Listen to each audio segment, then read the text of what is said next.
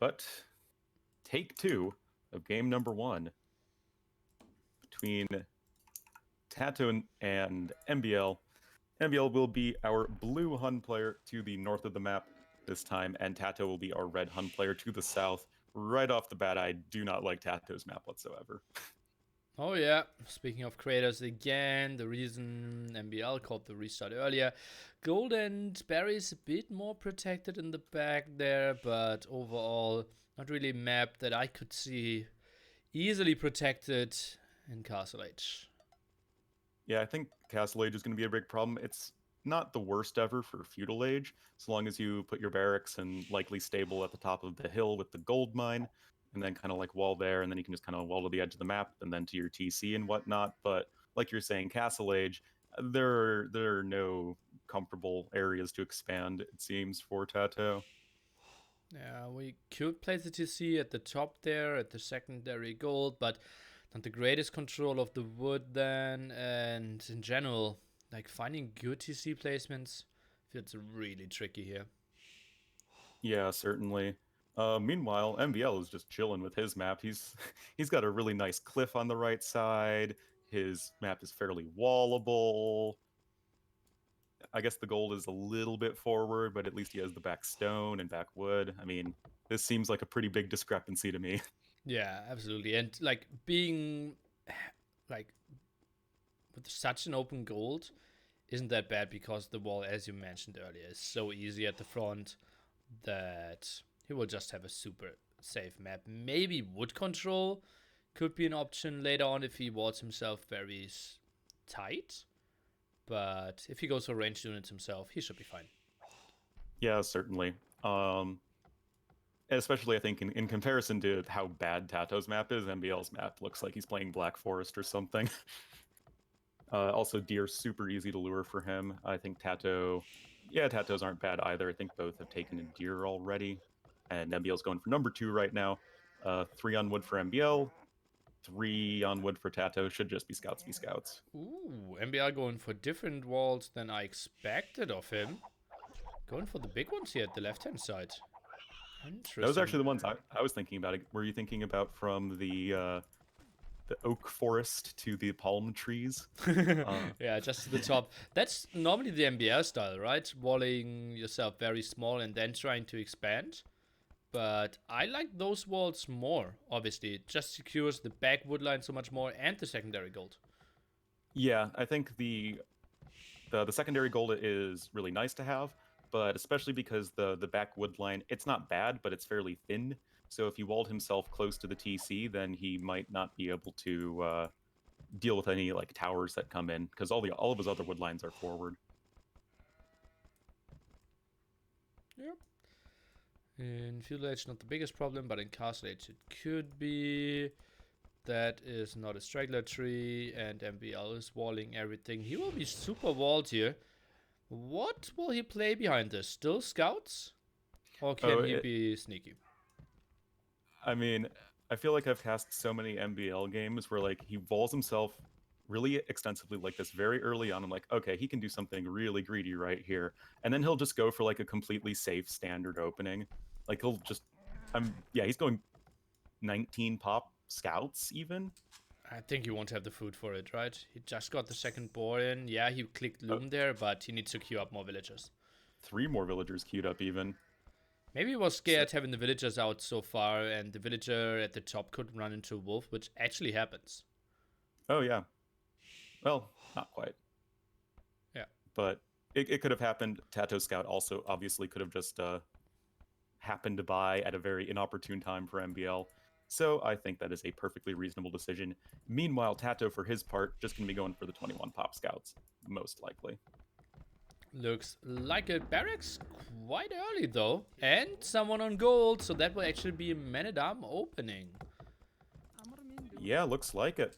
And this is a very aggressive one too. This is 21 pop, and is there likely to be a tower component? I mean, TaToH is certainly never one to shy away from towers, but I don't see the villagers coming forward now, so it just seems like straight up men at arms, and if they're just running right into walls, that might not be the greatest for him. Yeah, that's not looking too great. One in the front, maybe even two. Everything walled behind this as well. And then Man-at-Arms. They don't scale too well if the game goes longer. He is sending 3 on gold, indicating that he goes for archers after that. I think if he sees all those walls, even cancelling the 3rd militia could be an option.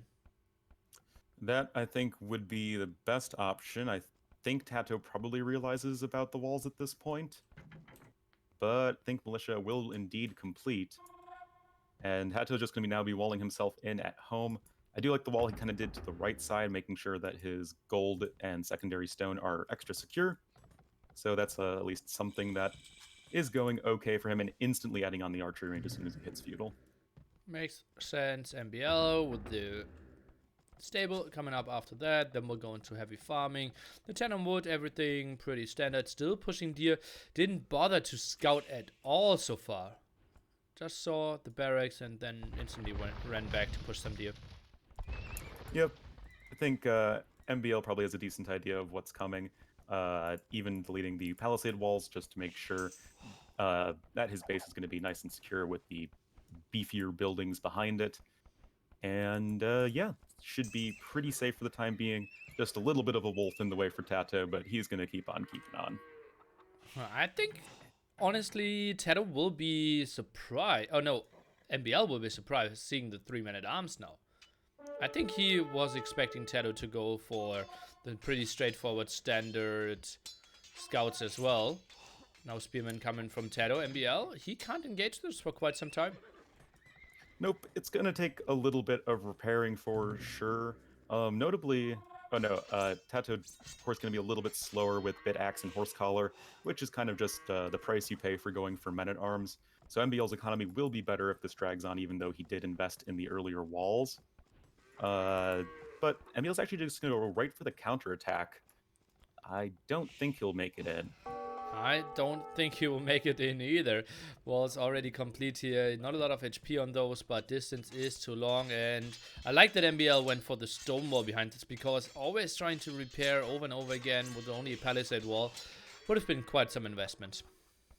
Yeah, certainly. It means he'll have to gather some stone before Castle Age if he wants to add extra TCs, but that's not really too big of a deal.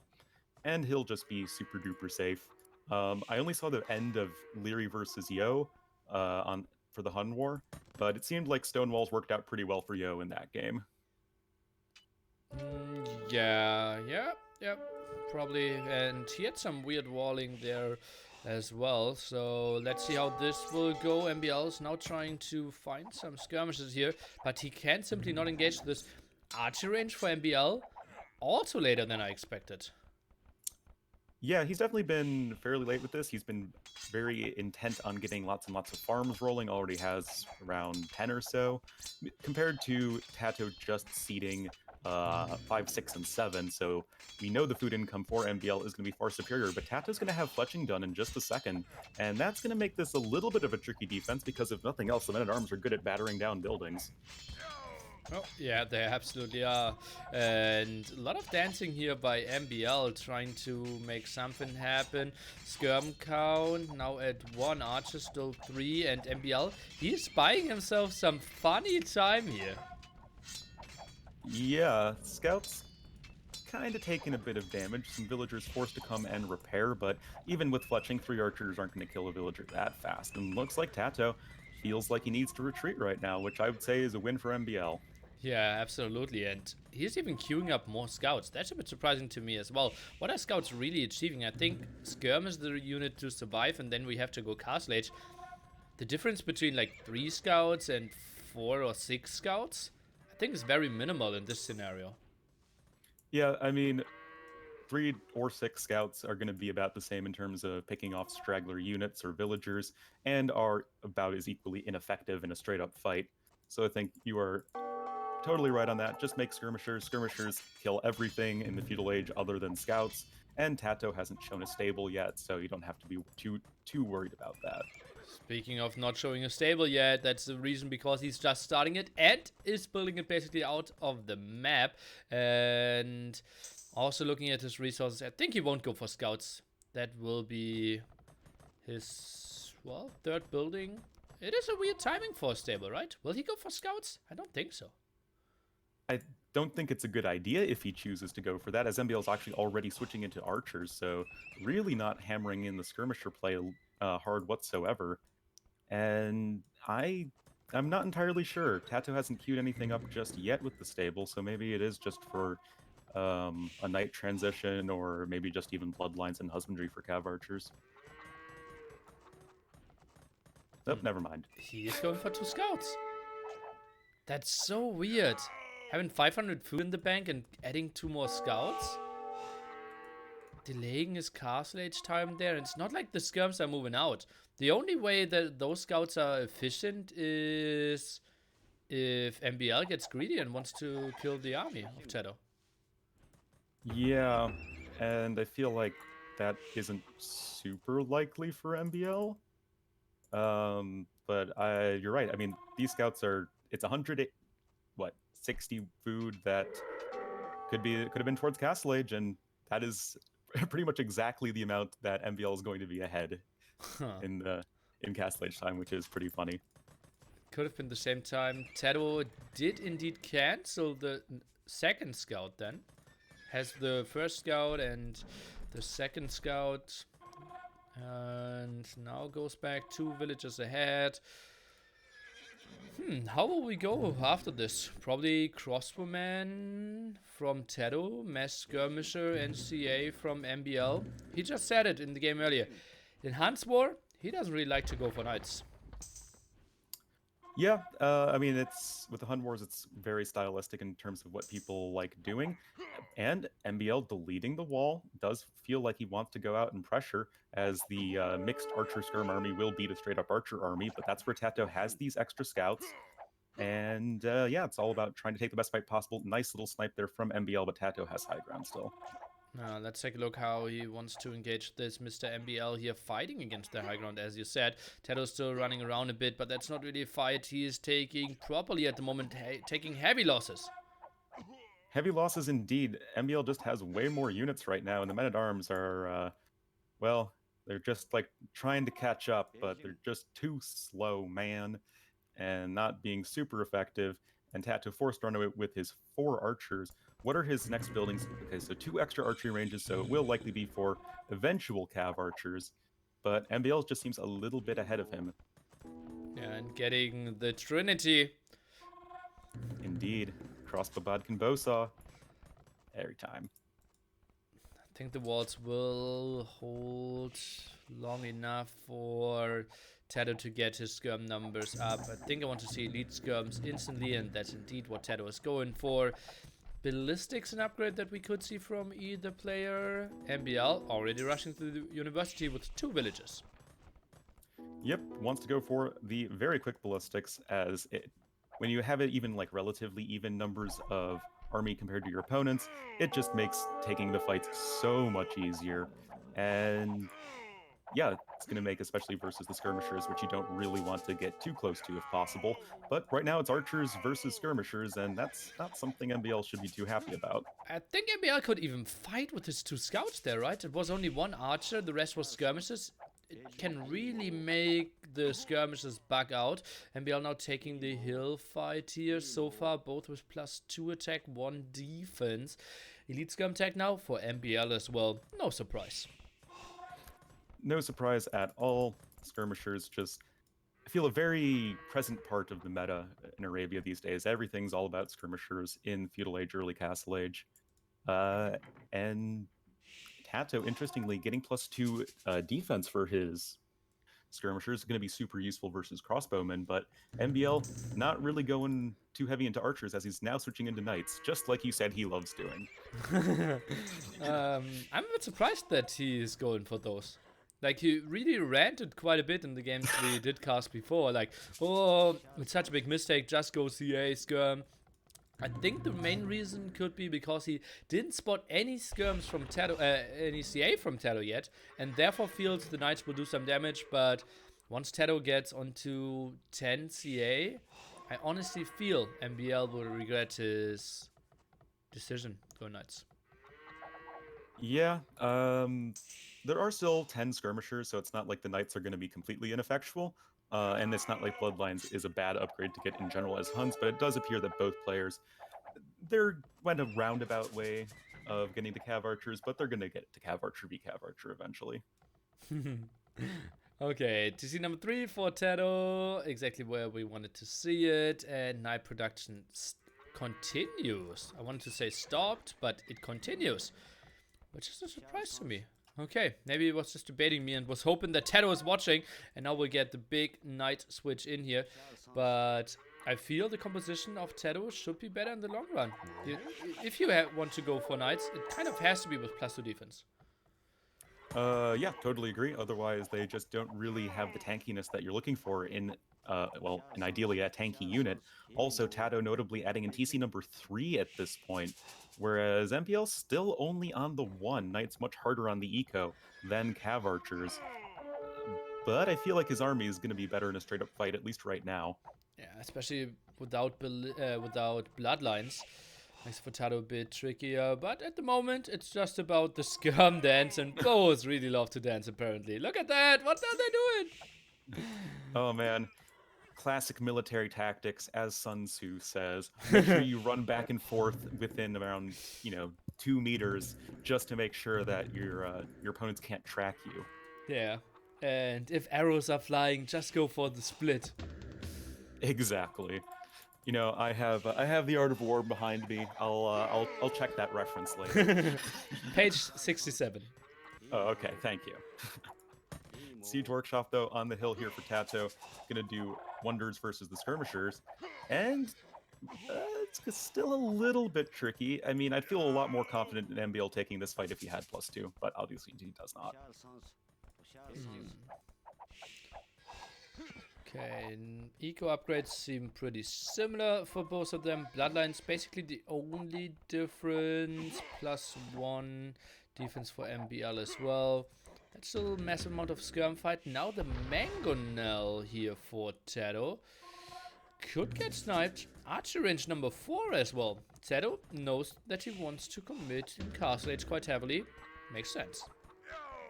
Indeed it does, and despite TaToH being up to 3 TCs much faster than MbL, his villager count really isn't ahead in any real way, which I do find a little bit strange.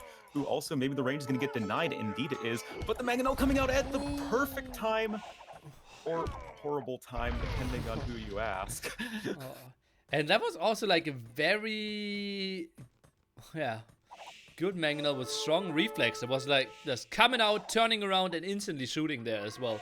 So TaToH really had the timing on point and didn't wait at all. Solid shot for him.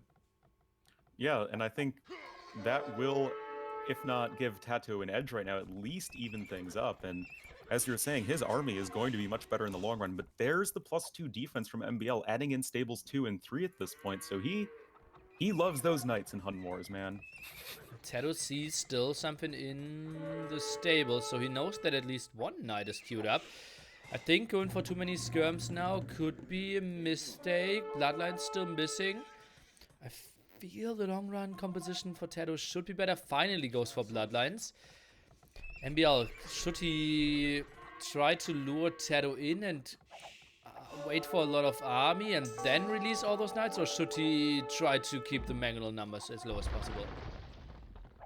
Well, I think it's a matter of how much you value the skirmishers, and since MbL is continuing to produce skirmishers, I think you would just want to keep the Mangonel numbers low, as it's just so hard for skirmishers to be super effective if there are like 3-4 Mangonels that you're having to contend with. But MbL trying to pull back just a little bit longer, military counts almost completely even. This is going to be a really important fight as TaToH's knocking at the front door of MbL's 3rd TC. Everything pretty even in general, except idle villages at the moment. MbL's eco a bit, in those 2 TCs, he doesn't want to have any losses against him. Knight numbers not that scary. 11, 5 more, but a flank from the right hand side coming in. Yeah, beautiful flank. Of course, there was the one stable at the right, and those knights were able to jump out and snipe both Mangonels.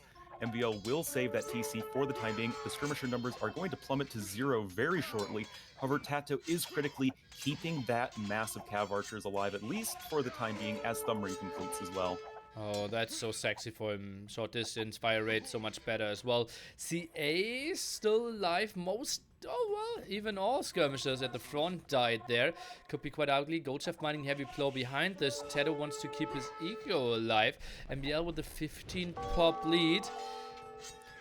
And an untypical army from him. Mass knights, mass skirmishers, but now pushing and getting control over that siege workshop.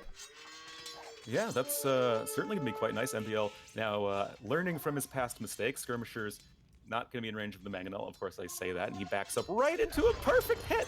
MbL, I said you learned from your past mistakes. Oh, how did he not get a kill here? That would have... Oh, that looked so much worse there. I'm a bit surprised that he kept those alive. I guess it was just uphill. But regardless, a lot of those skirms are very low in HP. And now TaToH getting scale barding and husbandry himself. Are both players just kind of trying to switch into knights? Seems like it. How many stables do we have for TaToH? 2 at the moment. And a big engagement. I think that's a losing fight for MbL here. Yeah, he just doesn't have the army here. And like I was saying earlier, TaToH critically kept his Cav Archer ball alive. And they're just going to be adding in so much damage from the back. 16 Cav Archers for him. But on the other hand, MbL is making the click up to Imp. TaToH nowhere near the upgrade. Oh man, I think TaToH, if he wants to keep the aggression rolling, maybe adding even 2 more stables could be an option. I think he needs to do massive damage. MbL, he's just sitting back. Maybe he wants to go and fall back again to his bracer. MbL will also have the chance to build a defensive castle pretty soon. TaToH, he has a very small timing window. I think he won't be able to use it. Yeah, I think as we're saying that, the window is going away for TaToH. MbL rounding out his own eco upgrades. TaToH investing into +2 defense for his knights, but this just feels too little too late in terms of making a big knight switch play happen. Oh, and MbL, he's just chilling there, waiting. And at the moment, time is ticking for him, right? He gets the advantage with the hand card as well. Villagers, yeah, a bit more for TaToH, but now the defensive castle. TaToH won't be able to break this. He's sitting at 300 food, 300 gold. Castle Age or imp timing will be a solid 4.5 minutes behind MbL's. Indeed, it will be. Knights trying to find their way onto the skirmishers as the skirmishers themselves loop around for the Cav Archers. A bit of a dance back and forth for both of these players. Little hesitant to engage, but TaToH going in with these knights, trying to kill as many skirms as possible, but MbL's knights are right there to meet them, and that is still quite a lot of skirmishers for TaToH to deal with, and the castle comes up. Oh man, now that's an ugly timing. TaToH still 15 population ahead, but, well, those skirmishers just heavy damage dealers. CA numbers are plummeting, and knights preserved by MbL as well. Interesting that he goes for plate barding armor as his first upgrade here in Imperial Age. Normally we'd see something like bracer, conscription, or the wood upgrade. But wood upgrade is right behind, and I actually kind of like the plate barding idea. We can see that knights are sort of the long-term game plan he's really trying to focus on, and knights with +4, they don't care about arrows, man, especially with only castle age units. And yeah, Cavalier coming in as well will be in fairly shortly. Hun's researching that a bit faster, and again, I don't really see TaToH able to crack this. Oh, and I said imp timing will be 4 minutes later because I felt, okay, TaToH realized there's the castle up and he needs to find another approach here in Imperial Age, but he keeps on producing. Look at that, 5 knights at a time, 4 CA at a time, and, well, monks behind this as well. He wants to break MbL in Castle Age. Yeah, he does, but I feel like this is just a little slow. I think it was Yo who did it yesterday, but like Yo's big knight switch Castle Age play came in just as I think it was MbL hit Imperial Age, whereas MbL is, you know, he's well into Imperial Age at this point, already has his imp upgrades in with Cavalier and +4 defense, and this, yeah, it just feels a little slow. Oh man, and the difference was also MbL was kind of holding on to dear life on the hill with some CA, some skirmishers. But this is MbL having a solid flock of knights, now cavaliers, now even paladins. What are we witnessing? Oh man, it looks like TaToH is in for a paddle in. And yeah, once Paladin comes in, the Cav Archers aren't going to do really anything, and then you're just knights versus paladins. That's not going to be a thing. I don't like MbL trying to force this fight before Paladin comes in. I mean, it's just so many resources he is investing into that really critical upgrade, and might actually be losing a fair bit right here. That's really surprising to me. That's an uphill fight, cavalier numbers. Didn't he have like 12 cavaliers a second ago? And now he's running away with 8 kind of hurt ones. That's, although TaToH doesn't know it, a great engagement for him. Yeah, it really is. And I mean, TaToH's 55 military to 30, and MbL's going to lose all of those knights. He does have at least decent cavalier production behind it. Yes, his economy has been a little bit less than TaToH, who just now clicked up to Imp, by the way. But his economy is he's almost at 120 villagers. He can produce plenty of cavalier. Yeah, that's so true. At one point he just said 8 cavaliers Oh, that's queued a up and stable. oh no, don't tell me. No, it will finish. Oh. But he wanted to wall behind it and then realized, oh god, I need to repair there, and yeah, accepted some villager losses just to make sure that this upgrade finishes. Yeah, so nice catch there from MbL.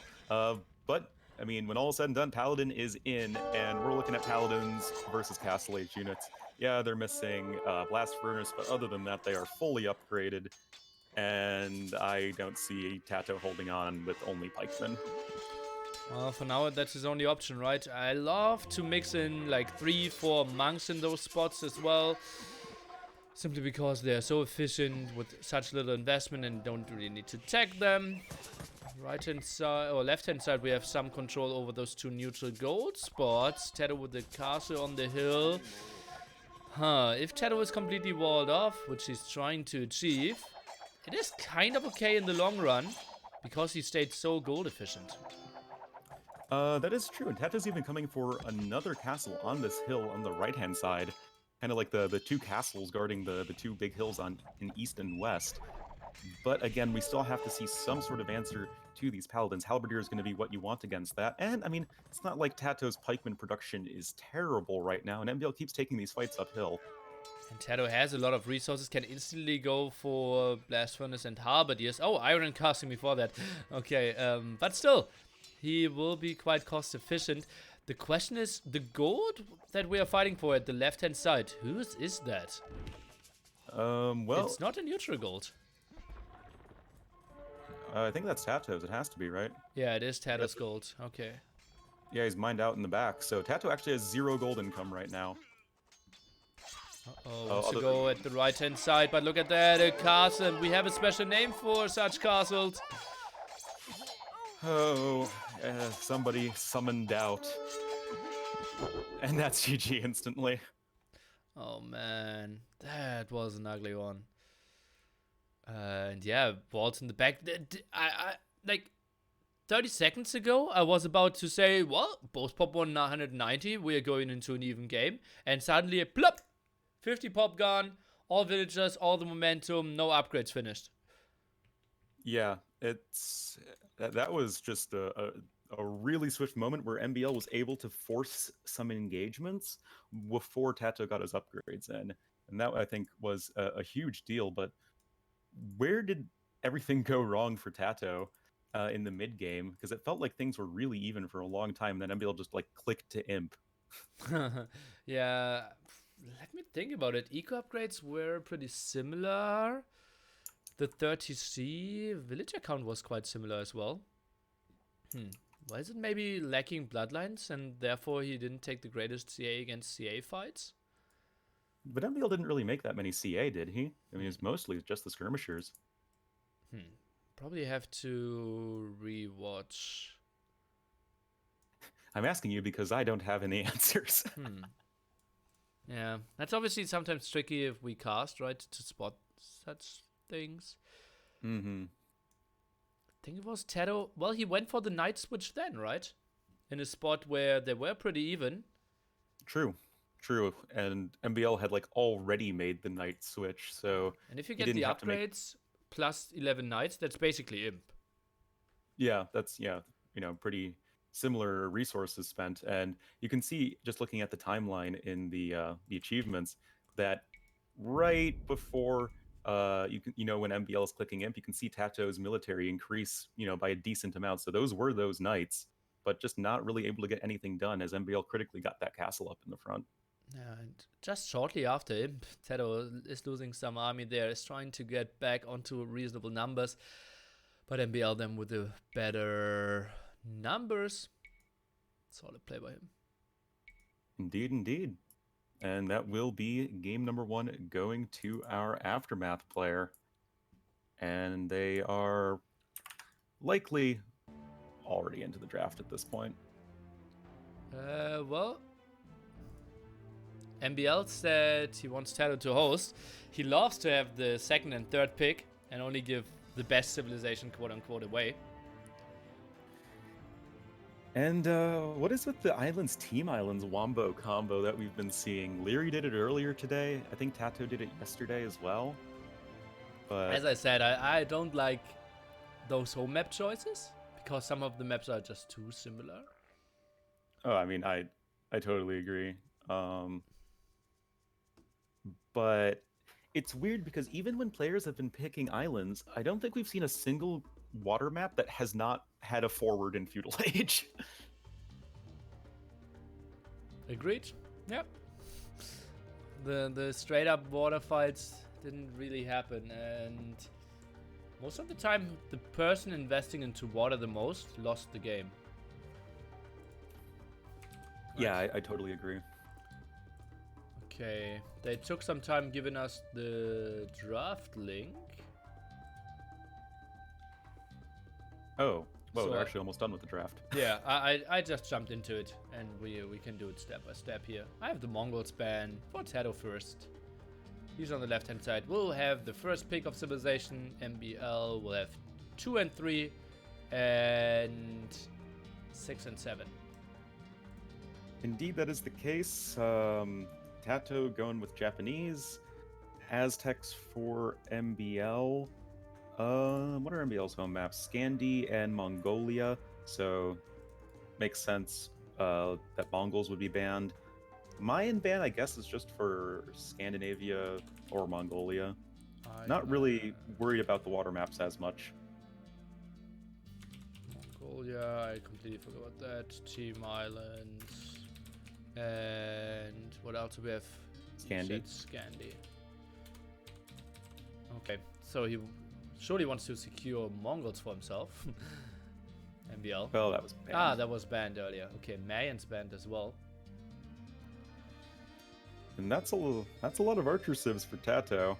Well, it's 2 water civilizations for TaToH. Well, yeah, obviously. And then Actually, it's 3 water civs. yeah. In Britons. What is he playing? He is probably playing Britons or Mongolia.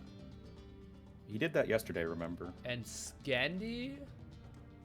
What are we playing there? Japanese? I actually think this is kind of interesting from TaToH because usually it's really obvious what water civs you're going for, just because there are, very few top tier water civs. Yeah. But Italians, Vikings, Japanese, they all work, and you can kind of at least keep your opponent a little bit unsure as to exactly what you're going to go for where, and it's like even most water civs are at least pretty good for Scandinavia as well. So I kind of like it. Yeah. And also, it takes a lot of competitiveness out of the water games, right? If you give Japanese or Italians away, when MbL has those, you have an open water game. But in this case, TaToH has to be super scared of landings, obviously, but water should always be in his favor. Yeah, TaToH is not losing water. Slavs, I think, is a bit of the interesting pick here for MbL. I mean, Slavs are obviously a very good civ with the mighty Slav farmer, but I'm not really sure where they especially excel, I guess. Has to be Mongolia? I Question guess? mark. Sure. Sounds fine. I mean, it's not like Slavs are bad. It's just more like, I don't really see what, especially puts them over the top. Yeah. I don't like Slavs in this draft either. And he flamed Mr. Yo quite a bit for his drafts. Well, Yo went 3-0. Just saying.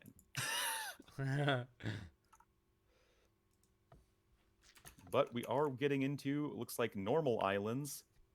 the selfish, individualistic islands,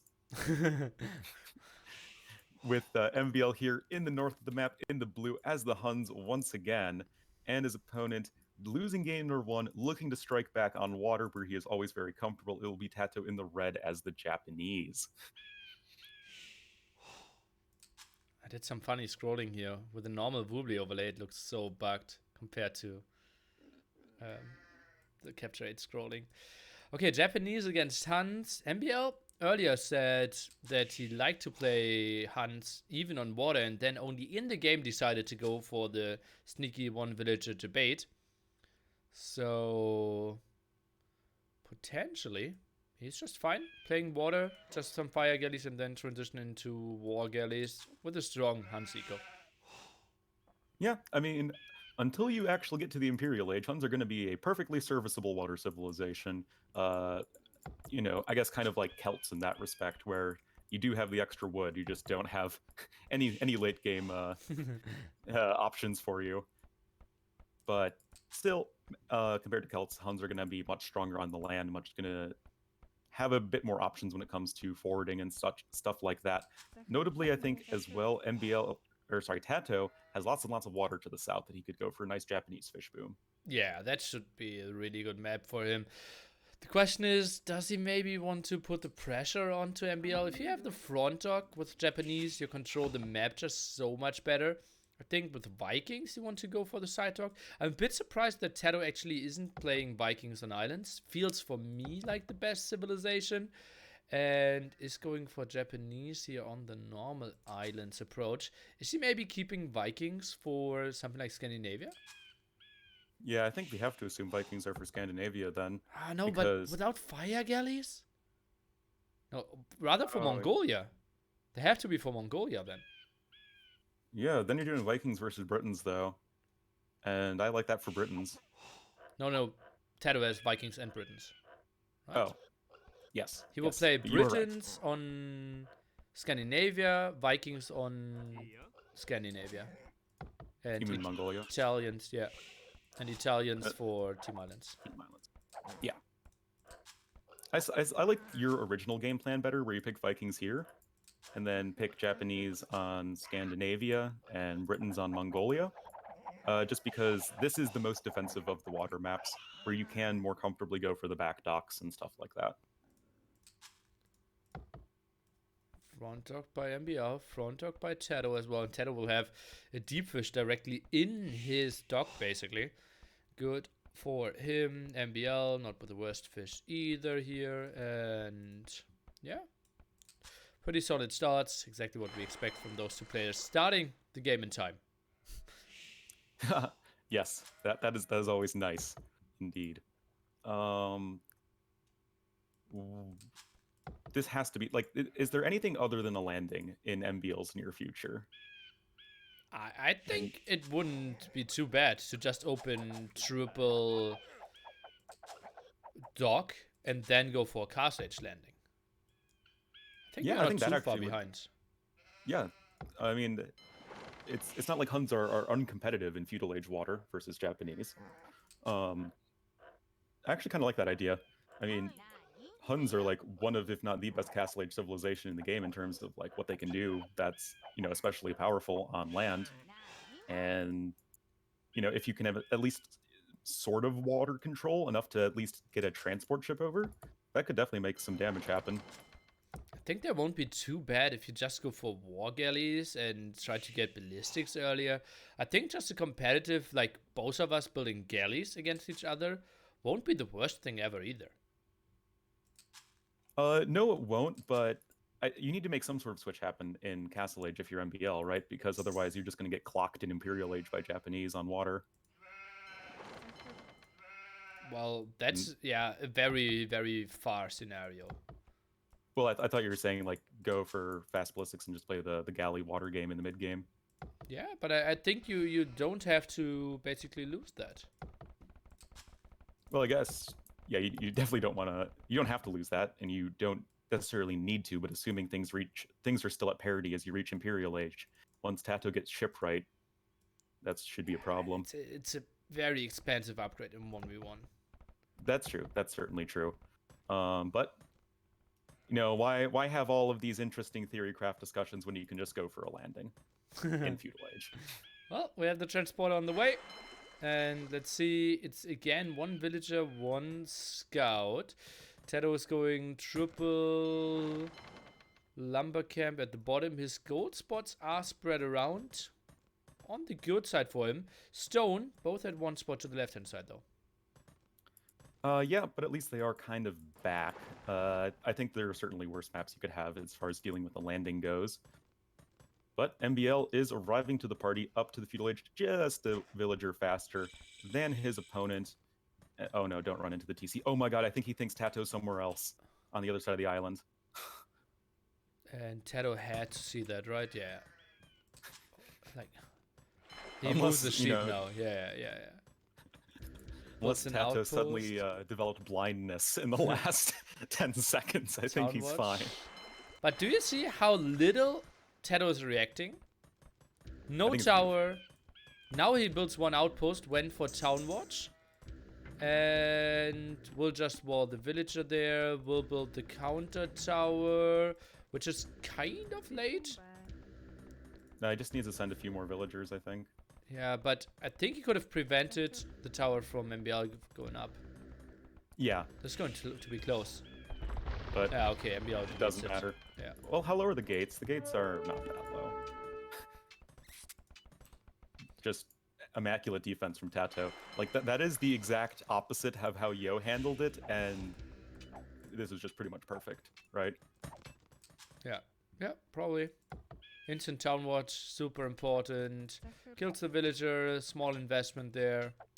Perfect stuff for him. Next transporter on the way though, and 2 more villagers. If at first you don't succeed, tower again. The motto always works. And, well, that might be something that will catch TaToH unawares. I think he was pretty confident in MbL going for the initial landing, which was further aided by MbL, unfortunately, like running right into the town center. But TaToH might not think that MbL would come in again. Well, his scout is somewhat active, right? He sees everything at the right-hand side. So, I think the scout should just be at that area. Let's see what's going up. TaToH adding in third dock. Only to build fishing ships in the back. And he sees everything. TaToH on point. Tower at 3 HP. He got the tower. He got the kill against the tower there. Oh, nice catch there from TaToH. Oh, wow, that is just smexy, man. Getting the villager kill as well, and both scouts dying at the exact same time. This is just feels bad, man, for MbL. Oh man, the villager is getting scouted as well now. Getting chased down by 2 villagers. And yeah, just casual, getting that one in. Oh man. And then on the water, TaToH taking the advantage once again. He had kind of a lackluster demo ship hit, but he just still has the sheer numbers advantage and is looking pretty good there. MbL gonna have to go into his own demo rafts. Low HP fire galleys here. High HP for TaToH, but that could be a big hit against him. TaToH going for the last second split, but did even kill the demo. Good for him. Next connection. That's not beautiful either. Not especially amazing. Splits there from TaToH. Demo ship hit again, pretty lackluster. And I see 4 fire galleys to 3. Still an HP advantage for TaToH despite having 1 fire galley very low. And this is just looking pretty rough for MbL. Was at least able to, I was going to say evacuate the 1 villager, but it looks like the villager is still wanting to do some sort of mischief as he's going all the way around to the back of TaToH's island. Yeah, that's true, but TaToH is outpost rushing himself, will have a lot of vision over the map, and, well, we will see what this transporter will achieve. Well, at least killing the scout was quite nice. I think TaToH won't stop building outposts in that area. It's just too dangerous. And indeed, the next outpost should spot the next landing of MbL. Yeah, really intelligent play from TaToH. Knows that, okay, fool me once, shame on me. Fool me twice, shame on you. or the other way around. But yeah, fool me 3 times and you're just gonna get outpost rushed. This ain't happening. On my island. Yeah.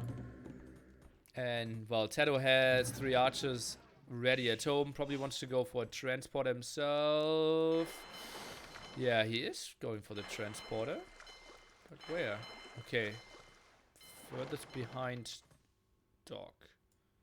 It might have just been the only dock that wasn't producing something at that time. Yeah, probably resources looking pretty bad for TaToH because he already invested 800 food, 200 gold into clicking up to Castle Age. MbL still some time away from that. And that was an emotional roller coaster right there, because he said like the resources of TaToH, weren't looking great. Oh, speaking of roller coasters, one demo killing 3 fire galleys there. I just caught the end of that. Man, demo ships, they can happen at any time, and double the army right now for TaToH. I mean, this might just be a Castle Age GG. Potentially. Well, 600 food, 300 gold here for MbL. Lots of farms, so he can click up pretty soon. Still 2 docks. His fishing ships are still alive. Interesting. Yeah, that is pretty interesting. Fletching is now going to be in the works here for TaToH. He's still not on the island just yet. Still making his way over. Still don't really see how MbL is going to hold on. What is he producing? For now, 2 fire galleys. TaToH is going for casual fishing ship number 9. And go... Oh, we see MbL going for a stable on the island of TaToH. Makes sense. The logical defense against archers are skirmishers, and Huns have very good knights to deal with that, and that, like I predicted, is just going to be the Castle Age GG from MbL. Oh, interesting. I didn't really expect that, but MbL maybe just felt, okay, that didn't go too well. And did he see the landing? Not yet, but 5 crossmen would have been in his gold/wood pretty soon. So yeah, makes a lot of sense. Stable wasn't going up either. Yep, it's just he went for something cheeky, and it just kind of got slapped down by TaToH with just a really, really beautiful defense. And so I think MbL is just like, you got me. Let's just go on to game number 3 where we can play a, land map. But is that really the plan here for MbL? Like, accepting, okay, I will give you Japanese, Vikings, Italians, and then I, on 2 water maps, have to rely to make a landing happen? I don't think it's an excellent game plan, but if MbL tries to go straight up water against TaToH, do you think he loses like 90+% of the time? No, way less. Yeah, and Way less. I agree, but I think that comes down to a confidence thing. Do you think MbL thinks he loses 90% of the time in straight up water? No. TaToH? I think there's no scenario in the world where MbL says there is a matchup where I lose 90% of the time. True. You have to counterbalance the MbL ego with the MbL self-hatred. It's a really tough back and forth right there. Oh man. Oh, tricky spots. Okay, home map of MbL. Should he pick Scandinavia or Mongolia next? I think Mongolia, because that's where he's going to roll with Aztecs, and playing Aztecs on a land map, you just feel good about life. You feel like you can take on anybody, no matter what civ your opponent throws at you, and regardless of whatever civ pick it is from TaToH, I think Aztecs are going to do pretty well versus it. Okay, do you think maybe Aztecs for Scandinavia and Slavs for Mongolia could be an option? It could be. Why would you rather have Aztecs on Scandinavia, or vice versa Slavs? A lot of like one-dimensional push, and Scandinavia forces you into very little farming because you have 3 boars, 8 deer, you have fish, so naturally you build less farms. So Slavs lose in value there. So I think Slavs or Mongolia would make some sense. Indeed, the lateness of the farms is something I always talk about for Slavs on Big Nomad, but it is Aztecs. Feels nearly, man. All the analysis for nothing again. It happens. And TaToH plays Vikings or Mongolia. That's what we expected. Yes, that one we got right. Well, it felt like more likely that he would play Aztecs on Mongolia, Mr. MbL, but it didn't feel right. Yeah. Slavs, I guess, in the grand scheme of things, is probably like if you're looking sort of how do I min max the strength of my civs on all the different maps, you'd then go with Slavs on this map. But I think it's just Aztecs always feel so good on any, Arabia-esque map. And they are playing ECL Mongolia, so it is with the less cliffs, more Arabia-like. Yeah. Gold spots by MbL. All of them lined up at the left-hand side of his base. Could go for easy walls at the front there, but he needs to scout that area a bit further away from himself. Woodlines look solid to be walled up. Could we maybe expect something like Drush FC even from Aztecs? Not really from MbL, right? Yeah, that seems like an Aztec thing to do on this map, but not a very MbL thing to do on pretty much any map that you don't have walls already. TaToH, meanwhile, his map I think is serviceable, although I'm not the biggest fan of even the small hill in the front and then the big old hill on the left. But it'll get the job done, I think. I think he will just give up the left-hand side very easily. Just wall basically 2 STC and build his eco behind this. Because everything is up north from STC. Everything except one of his secondary golds, but there is even a neutral gold to the far north of the map if the game drags on, where that would become necessary. So I think you're right. Just wall to the TC or right in front of it, and then sort of orient your economy further and further north, as that is further away from MbL in general. So that's a double bonus, as the two players fairly close together as the hawk flies. Yeah, true. And sad thing is, though, ECL maps won't have any hawks for us. No birds on ECL maps, and I feel TaToH's map justifies the Drush FC as well for me. Yeah. MbL with the early walls. MbL with the early walls. What? But yeah, I mean, both these civilizations are ones that like the Drush FC idea. Do you think for MbL he is going to want to go into archers at all, or is it just going to try and go the Eagle Warrior route right away? I think Eagle Warrior is just not guaranteed to do damage on this map. If we go Eagles, you have to go for Siege Workshop behind this, and that's not really MbL style, right? Forward Siege Workshop trying to break someone. It's more like defensive play, getting ahead in eco, so I expect him to go for Crossbowman. What if you go for Eagle Warriors defensively? I mean, they're not very heavy in the food department. Then you have never control, and your opponent can decide if he wants to Castle Age all in you or fast imp as Vikings. That is true. I mean, I don't think that's amazing, but I never like going into crossbow wars against Britons. Or not Britons, Vikings. Yeah. That's because, yeah, never mind. I am a dum-dum. Yeah, that crossbows are fine. You thought he was against Britons? Yeah, I thought he was Britons. Okay, yeah. Well, we can ask the same questions if he wants to play... What will he have? Against Britons on Scandinavia? Not Spanish? Slavs. Yeah. Well, he won't go crossbow war against Britons on Scandinavia. No, he won't.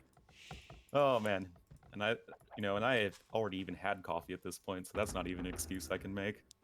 Feels bad, man. It feels Drushman from MbL. Feels Drushman from TaToH as well. And so TaToH sees a lot of walls. What year is this? 2012? Because people are drushing and walling? Well, I guess the walling not so much, but the double drush thing is not something you see too often these days. Yeah, true. Yeah, probably true. But, well, how often do we see Mongolia being played? Well, not that often, but I think Mongolia is a perfectly fine map. Yeah, I think it is fine if we didn't have Arabia. Although it's, well, Arabia Hunts War is defined. It makes sense.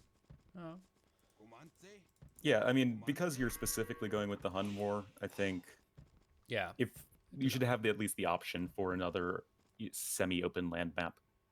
Yeah, makes sense. Okay, TaToH, did he stop after 2 militia? Looks like it. And MbL went for 4 militia. Interesting.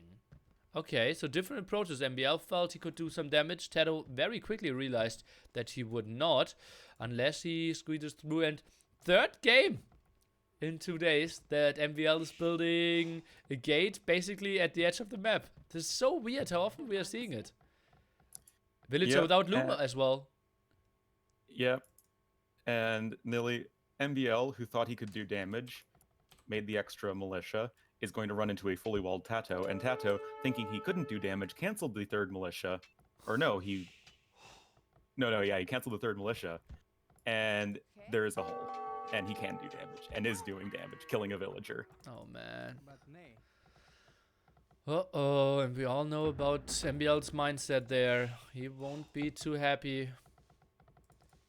Let's take a look. Villagers now fighting. Militia at the front, coming back. Didn't really open the walls. Now is opening the walls, so but still will take some time till those militia are back. And, well, TaToH is playing a completely uncontested game behind this.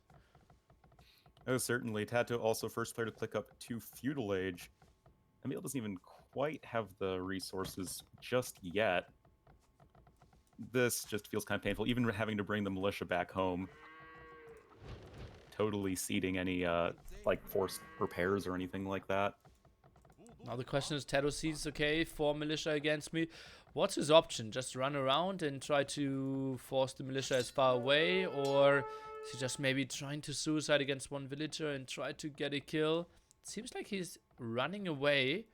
Maybe trying to get home. If he gets home into 1 or 2 archers. No, he's spreading the militia around to maybe get some scouting intel. Interesting. Yeah, I mean, the militia aren't really going to be doing a whole lot anyway, so you can choose your marginal utility that you want to get from them. And he's choosing to get the scout. He could try and lame these deer. At least maybe the last deer he could lame. But oh, he's going for it. He's going for it. He's and going one in. hit. What? Why is he going back? He could have gotten the second hit off. Oh, easily. I mean, the deer ran away from the militia. Oh, he's going in a circle, going in. and he's going for the kill. Bop! Smack. And then MbL says, no animal cruelty to you. You die. Peter called and instantly punished. No Dark Age laming, but he hit Feudal Age first. Oh!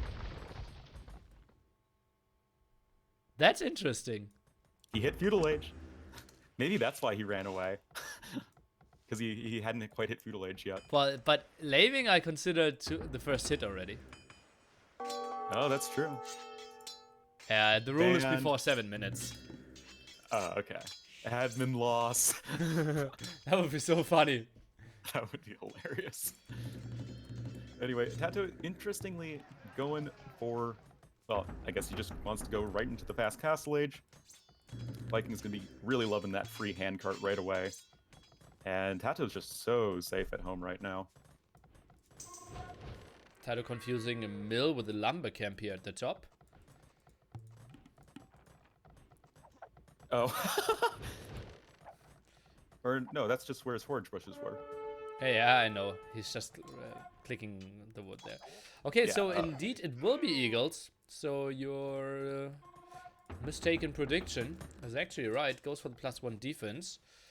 But I just feel like the Arbiter's transition should be so much earlier. We're adding farms, by the way. So that will be kind of fast in behind this. I think TaToH won't add extra TCs.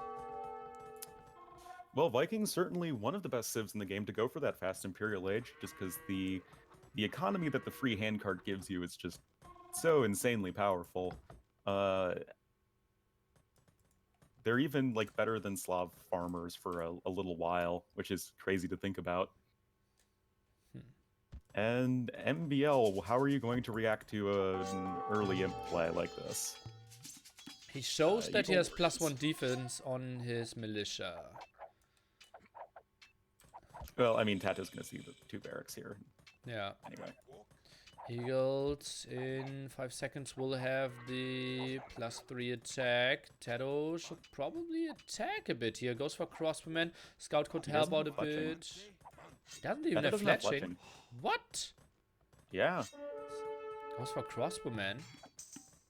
He's just rushing to imp then. Yeah, this is going to be real fast imp. He's not making any more archers, Nilly. Like, he is really prioritizing that fast imp play. Okay, now he's going fletching. Eagles pretty low. Oh, TaToH survived there. Weird. That's pretty weird. Does go into fletching. Now is clicking bowsaw and clicking more crossbowmen. Okay, so I think he might have changed his plan. Yeah, this looks like a retooling of what he planned on doing. And just going to try and go into the straight-up crossbowman versus Eagles fight. Horsecutter Bowsaw goes for the eco upgrade. Something he could have done earlier, so I'm pretty sure his plan was more in the fast imp direction. Crossbowman against Eagles could become tricky at one point.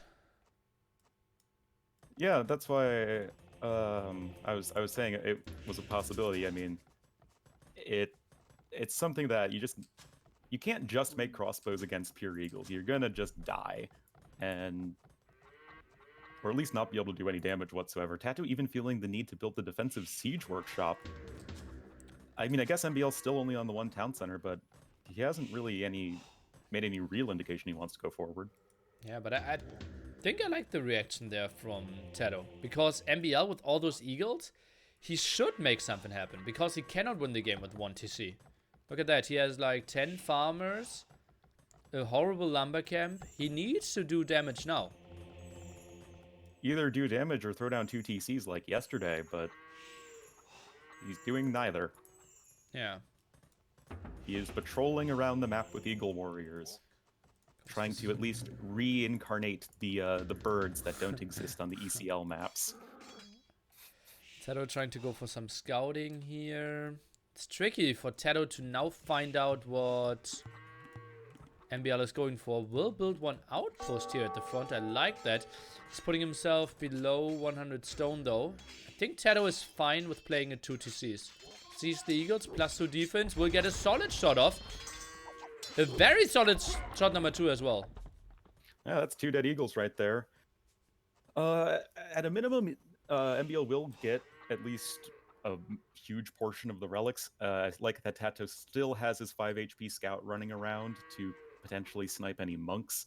But still, MbL very likely to get a good amount of the relics. Aztec's always going to be super happy about that. And even adding in TC number 2. And likely about to add in TC number 3 given his resources. Or not. Where would he build that? Gold still at the left, as we mentioned earlier. That is kind of protected. Relic count will be 2 pretty soon. The other 3 relics, well, he probably should get the 3rd one here. Did scout the 4th one. Yeah, I think he should be... Oh no, he didn't see the one at the right hand side. So we'll get 3 probably. Yeah, which is going to be at least decent, but as I was showing, it's Forward Siege Workshop here for our blue player. This feels a little slow. I mean, TaToH already has the defensive mangonel. Yeah, it's over there on the left. And market now coming in for TaToH. His resources, they're getting up to Imperial Age resources. Absolutely. And, well, oh, I misclicked 1 CA there.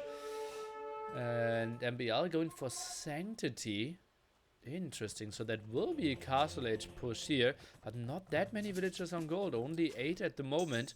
So the big push isn't coming in. He needs to have like 15 on gold or something if he wants to go really wild in Castle Age. True. I mean, he does have 2 relics as Aztecs, so that's at least helping a little bit. But yeah, wheelbarrow coming in, Tati clicking up to Imperial Age, going on over to Stone right now. Berserks, once they get the elite upgrade, are going to tear through Eagle Warriors with their 2 melee armor and, you know, good stats. Yeah. But you have to, that's a long ways off. Arbs will do, I think, okay, though, once you get Bracer. Yeah, I think so as well. It goes for Botkin Arrow now, and I think we are far away from getting into Berserk. Stone spot at the front, really questionable as well. And I think just Arbalest, Bracer, and he should be fine against Castle Age Eagles. In Imp it gets tricky though, but MbL at the moment, 500 food, 30 gold. Quite far away from thinking about it. Yeah, definitely.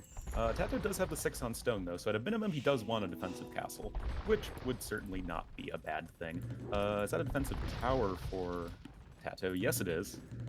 The good old 1 Cav Archer. It's the mandated diversity in the Viking army.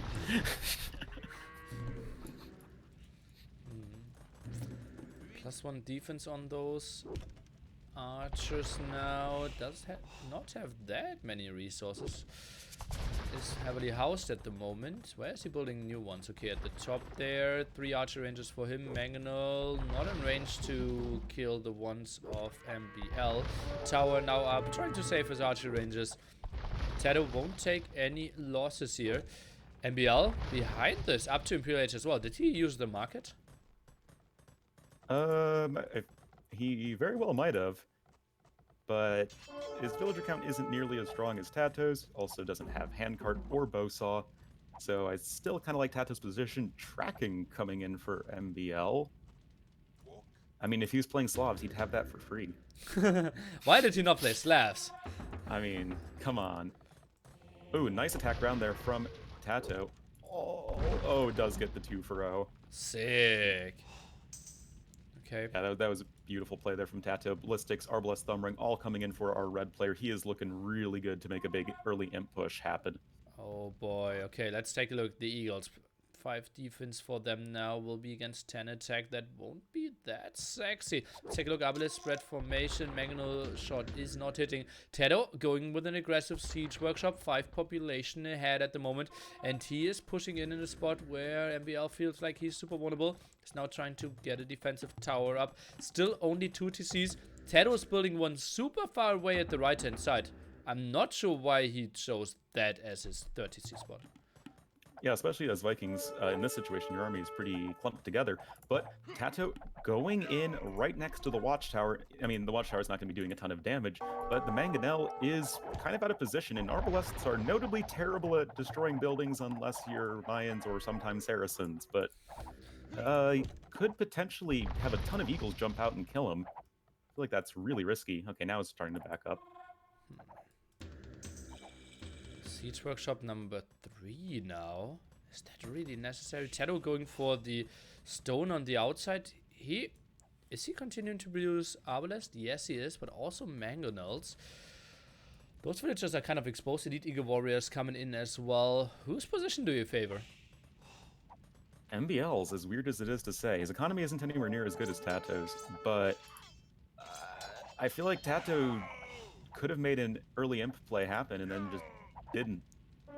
Elite Eagle Warrior is going to be in just a second. TaToH does have Arbalest, so that's going to be quite nice. Only the 6 Pierce armor, as we don't have Elite done, or sorry, we don't have Plate Mail armor in, just now clicked up, so there's still a little bit of a window for TaToH to do some damage, but TaToH's just kind of chilling at home and not really transitioning into an army that can kill Elite Eagle Warriors. Well, he absolutely is, in my opinion. He has 650 stone, is getting the stone upgrade as well, killed some of the eagles at the front before they get the +4 defense, and is now building a castle close to his stone. I think once he has 10 berserks, he's kind of fine again most of the attack that is coming from MbL. Yes, that's true, and I think if MbL didn't lose all those Eagle Warriors before Plate Mail came in, I think he would be in a way better position to make something happen, but now I think he's just lost way too many Eagle Warriors.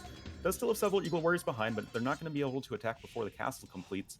Notably, though, that Berserks without the Elite upgrade are not going to do that well versus Eagle Warriors, as they don't have the champion's extra damage versus Eagle Warriors. I think they have like 2 or 3 or something, nothing too crazy, and they don't have any melee armor critically as well. So you do want that Elite upgrade, which is very expensive. Yeah, absolutely. But TaToH, well, he's sitting on 82 villagers. That's 16 more than MbL has.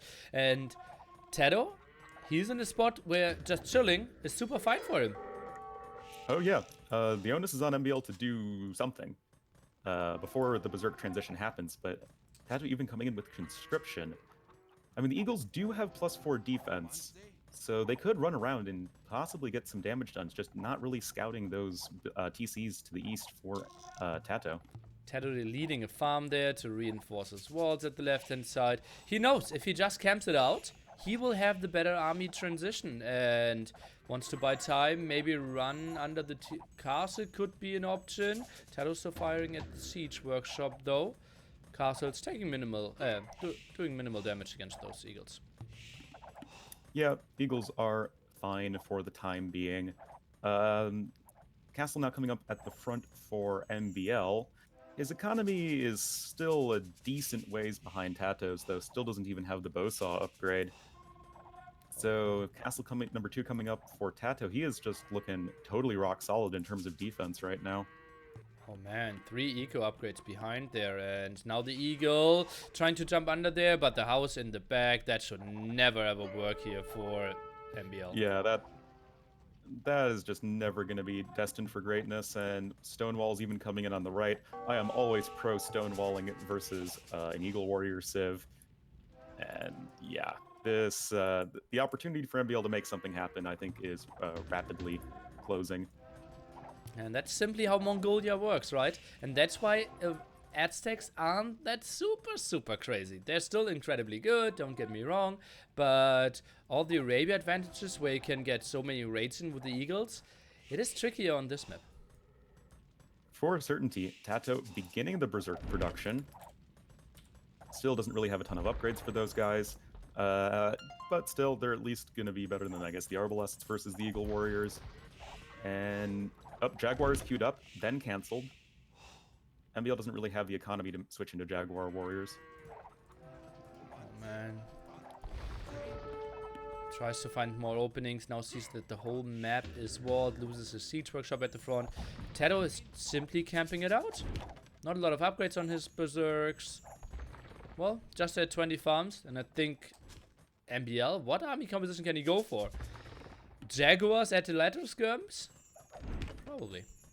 Yeah, Jaguar at lateral skirms are going to be good. The Eagle Warriors are going to do great versus the Arbalests if you can flank around with them, which they are faster than the Berserks, and if you can get some Jaguar Warriors fighting up in front, that's going to be really good. But 2 petards from MbL. But where can he get where he's not getting spotted and not getting shot? It has to be the very far right-hand side. Yeah, that's, I think, the only place he can really make something like that happen. And Elite Berserk is on the way for TaToH. That is a very expensive upgrade, but he is making it happen. 120 villagers for him.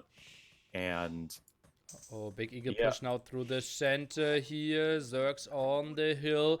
MbL, that's a fight he absolutely does not want to take. Is going back. Conversion won't really happen either. All eyes on the 2 petards at the right-hand side. Maybe all eyes from TaToH as well. Now sees the first one if he's watching, but the big fight at the front might distract him. Yeah, MbL trying to at least distract at some level. The second petard is a little bit behind. You do need both of them if you want to knock down those stone walls. But TaToH, he realizes that my army is better than your army, so we're going to just push you at the front. Fortified wall in on the way for TaToH. Secondary walls coming in as well. I think he realizes that the petards are happening. Oh, but that might be a bit late. 1 Berserk. Maybe he just right-clicks on the petard. Yeah, he might, and that is so good for him. Push through the center. MbL's not paying attention. He's not paying attention. The petards are just going to die. Or not. But fortified walls in, and I'm pretty sure you need an extra petard to take those down. Yeah, 2 won't be enough. Anyway, lots and lots of late Eagle Warriors, still missing both Garland Wars and Blast Furnace. Berserk's getting better upgrades by the minute for TaToH. MbL switching into Onager. That is a pricey counter to this army, although it does counter it. Yeah, well, technically, Arbalest SO would be an incredible counter to TaToH's army at the moment. I mean, yeah, technically, but that's very expensive. I mean, I know he has 3 relics, but it's that crazy. TaToH will have both extra gold spots. MbL will have 4 against 1 relic advantage. Yeah. So, I mean, if the game drags on super long, MbL is going to have the huge edge, but it needs to drag on for probably getting close to 2 hours for that to really matter. I have time. Oh, I do too. I'm not going anywhere. Gates coming in at the back for MbL. Siege workshops on What top a of it. Weird no third siege. gate at the right hand side. That's it's a gate. Can say that. Yeah, Siege Engineers coming in for MbL. Honestly, he does have the gold for SO, but he doesn't really have the onager numbers or the time to really get that super well. 170 pop versus 200. TaToH trying to make something happen here. He's sitting behind 3 castles. He's totally fine. Just getting up his compositions. Goes for some more eco upgrades. It feels like now would be the perfect timing for him to fight. Before MbL is, well, even expanding further here. Siege Engineers is nice. No Garland Wars for those Eagles yet, although MbL could have enough resources. Yeah. It's either going to be Garland Wars or SO or something. Or block printing. What? Why? What's going on? Block printing for MbL. Conversions, man. Against cheap armies of Vikings. Well, he has 7 monks. Could make some sense against onagers. SO tech for MbL indeed. Sweet stuff. I mean, I'm never going to complain about a game that has SO. Also, notably, MbL was able to sneak the relic away from the monastery on the far right to bring it back to the safer one at home, and that's going to be 4 relics just now for a blue player. Also now has Blast Furnace, still missing Garland Wars, but doesn't really have the gold for that right now. Lots of trebuchets for MbL as well. Yeah, but won't get the kill here. Second volley will miss as well. So TaToH quickly getting out of there. Solid defense by MbL, putting himself in a spot where he can get to the army composition he wants to go for. Goes for elimination as well. Maybe siege ramps, and then he can go for a really big push. But at the moment it just feels like so many eagles that won't contribute much in the fight. I think TaToH's been way too slow in making anything happen. I mean, Vikings are going to be on a little bit of a clock versus most civilizations, as their, fully developed post-imp army is nowhere near as good as any other civs post-imp army. Yeah, TaToH has a lot of resources in the bank right now, but once SO comes in, what population-efficient, resource-efficient army are you Well, making? he is preparing something through the center. Look at that. Was trying to chop the trees there, but blocked himself off. Now another gate, and uh-oh, he can't get in. Garland was finally coming, and the Arbalest exposed at the right-hand side. Yeah, onagers were able to chunk down around a third of them, and there just aren't any berserks here, so the Eagle Warriors are going to mop that all up, I think, once they get there. Oh, triple pronged attack. Garland Wars might not go through here. The next hit will kill the castle. Indeed is getting down. That was last second here for TaToH. Nice move for sure. It will build the castle behind this. A gate at the front will block off the Zergs. And we cleared up all the Arbiters at the other side. I'm not really sure who came out ahead here. Yeah, I'm not entirely sure. The thing is, MbL still has all of his main stone to take, so he's got plenty of stone left. Meanwhile, TaToH already has 4 castles dotting the countryside, so he's pretty much... He's already got all the stone he's going to need. SO's coming on out, but the berserks are literally right there, and yeah, that's not going to be so great.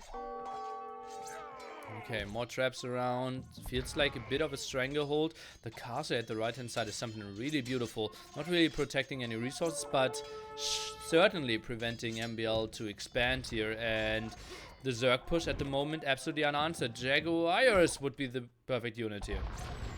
Jaguars would indeed be the best unit, as they do absolutely Oh, ground annihilate attacks against all those berserks could be coming in. Oh no, TaToH isn't going for it.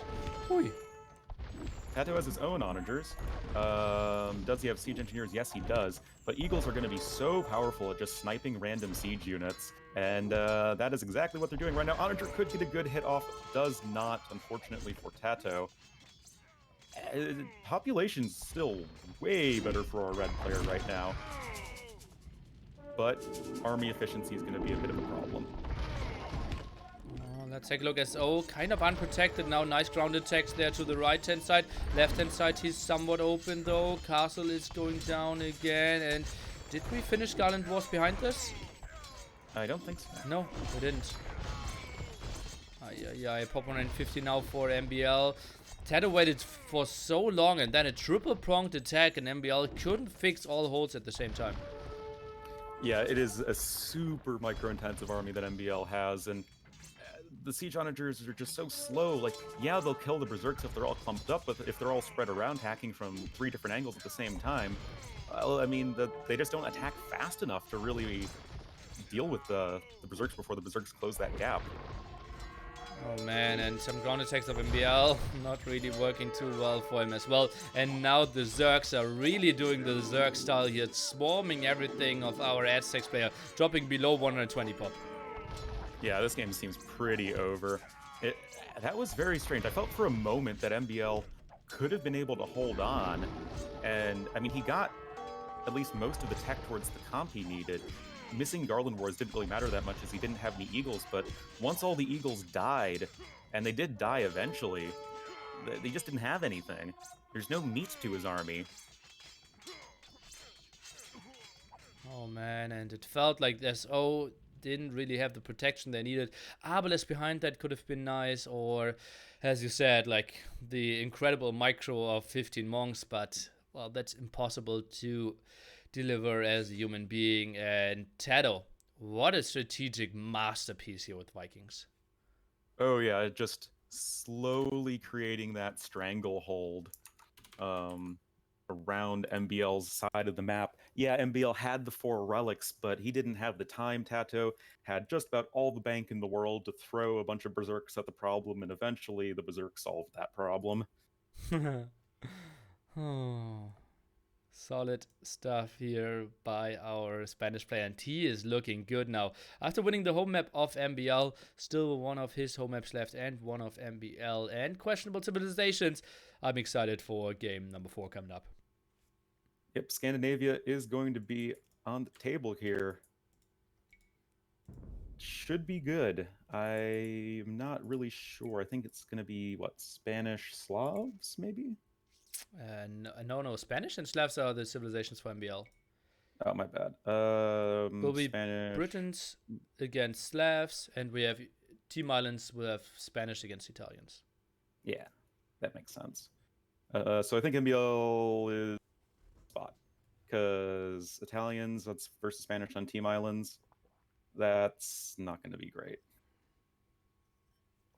Huh? TaToH's defense on Islands was really good there.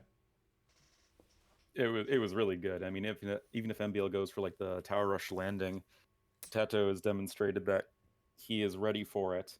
And if you try and play a straight up water game as Spanish versus Italians, you're not winning that. Okay, spec delay 50 seconds. You can do all the intro. I will take a quick bathroom break back in 1 minute. Please start AoE, it says. Go for it. Everybody, the light has gone out of the world.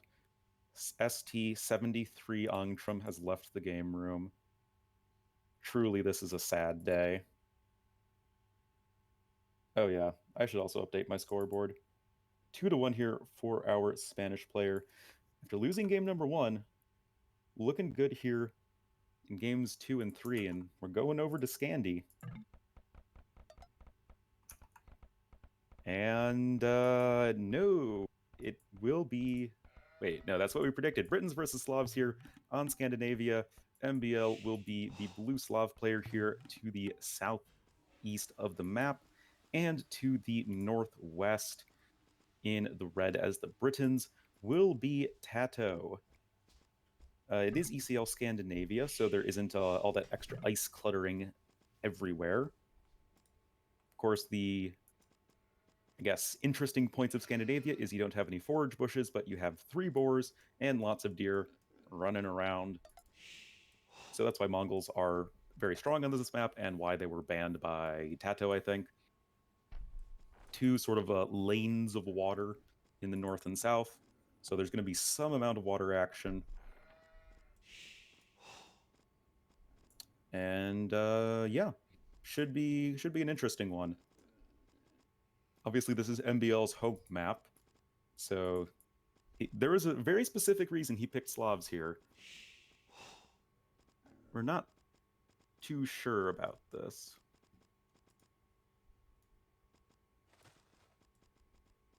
So, I don't know if you guys on Nilly's stream can actually see anything, but I'll just cast. I'm here. I'm already here for 1 minute. I'm trying to show and trying to do some sign language.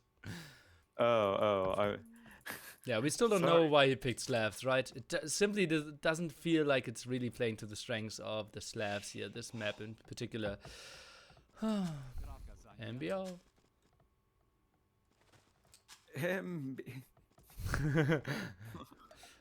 Oh man. TaToH's map not too great for going, to the mass crossbowman though.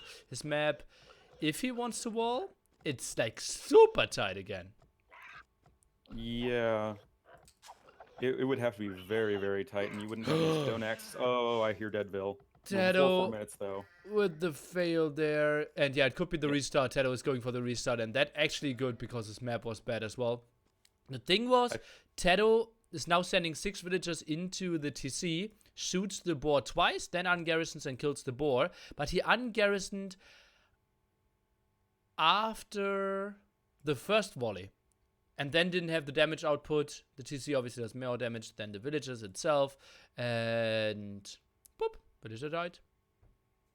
Yeah, that one's a bit of a bummer. TaToH's map was pretty bad. Honestly, MbL's map was really bad too. It was very, very open. So I think both players are going to be pretty happy to have a bit of a mulligan there. Yeah, MbL already called the restart, so from now on 2 games in a row without any more restarts. Team Islands, if we get on to game number 5. MbL's game plan has to be something including aggression and a lot of skirms and maybe even siege. Or what do we have to see? Well, so Scout's opening, I think, is pretty intuitive. Just you have lots of food, and Slavs like going for cavalry. For archers, mid-game, I think, is just going to be kind of rough for them. You don't really want to go too heavily into knights, and Britons just kind of rule the castle age in a lot of scenarios. Yes, you have the cheaper mangonels, but you're still getting outranged by Briton crossbows. But I guess, once Imperial Age comes in, MbL should sort of just smash TaToH. Caddy, thanks for the sub earlier. Mibble, let's go. Let's see. Yeah, it feels like it, right? Early in could be really tricky against Britons. Maybe he just feels like wall it up, play skirms, and then mass rams against Britons. I mean, siege rams, pretty good against Britons, and Slavs have the cheaper siege rams. And siege rams, skirm, whatever cavalry mixed in is probably what he's going to go for. But let's see. I'm really curious what the game plan is going to be here. Me as well. A little bit of a different Scandinavia spawn from the last time. We'll have MbL in the south in the blue as the Slavs, and TaToH in the north in the red as the Britons. It's like each player rotated like 30 degrees or something like that, and each have a body of water that is closer to them than the other. And kind of safe as well. Most of the time, pretty good for the player that wants to play the long defensive game. which we are expecting TaToH in the mid run, MbL in the long run, something like that. Good map for TaToH is what my chat is saying. Well, the wall up of his left hand side gold won't be that easy, honestly, for the main gold. Yeah, I mean, if you incorporate the main gold as part of the wall, it could be okay, but then you're kind of vulnerable to towers at that point. Having the gold in the back, though, I think kind of makes up for it. So if you do any sort of wall on the gold on the left, you can always just take your gold in the back. And you'll probably be fine. What's his stone situation like? Both stones are actually very exposed. For MbL or for TaToH? For TaToH. Okay, well, the left hand side one.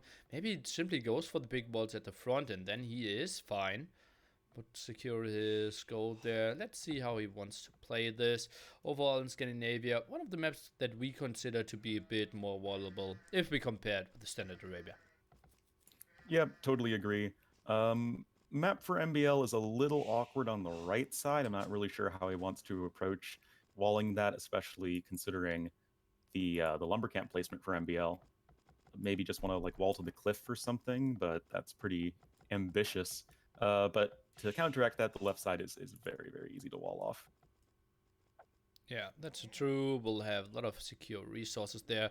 Also prevents any sneaks. Right hand side would be the side where TaToH tries to sneak anyways. So, well, that's not too important. Now we'll go for the dog. Something we expect from TaToH. Yeah, he's sending a villager to the top as well. Will be a dog from both players. Pretty standard. Most of the time, slows down some potential M&A aggression though. Yeah, MbL isn't something we usually see on this map. Sometimes players will go for forward towers, but I feel like players, generally speaking, prefer to get to the castle age and do something there, just because you have so much potential food income, unless you're just going for some like sneaky docks on water or whatever. Sneaky dog not happening. And, well, ball number 2 coming for MbL. Nothing too special. TaToH sends villager number 6 onward, so that's a defensive play. Sometimes we see, yeah, people just playing it with 5 if we want to go up quite quickly. Yeah, but that's kind of what we were expecting from TaToH in the early game, right? Britain's not going to want to do anything too forward. Just kind of chill, get up to Castle Age, where Britons are going to be just one of the strongest civs in the entire game, and then do something in Castle Age and try and take some map control. Try and put MbL in an awkward spot so that he can close out the game in early imp. Seems like a good game plan to me. Yeah, at least that's how Britons work. Let's take a look. A lot of idle villagers here. TaToH is now looming and sending a villager to the front. And he is going for the walls that I wanted to see. Let's take a look at his overall map vision. Well, he scouted pretty much how he wants to wall here. I think he will be fine. And the early loom also indicating that he is, yeah, just heavily investing into walls now. Yep, TaToH very much aware of the architecture of his base and should be pretty comfortable in defending that for the time being. I also checked MbL's vision. Doesn't really have as good an idea, but he's also not really walling. TaToH says TY. Looks like MbL gave him a sheep. Yeah, and it was after 7 minutes. So he was allowed to take it, apparently. Huh. Yeah, but MbL's usually not too big in the laming department. Well, like, it's more of a meme than I think he's actually laming. Yes. Or I think it was more true in the past than it is these days. No. TaToH sending especially in rated games, MbL would lame everybody all day long. But yeah, I think unlike the Doubt Castle, which you still see from Doubt like every single series he plays, I think the MbL laming thing is much less common. MbL? Is that? That's an incredible Dark Age. He's 2 seconds behind the perfect time and did skip Loom.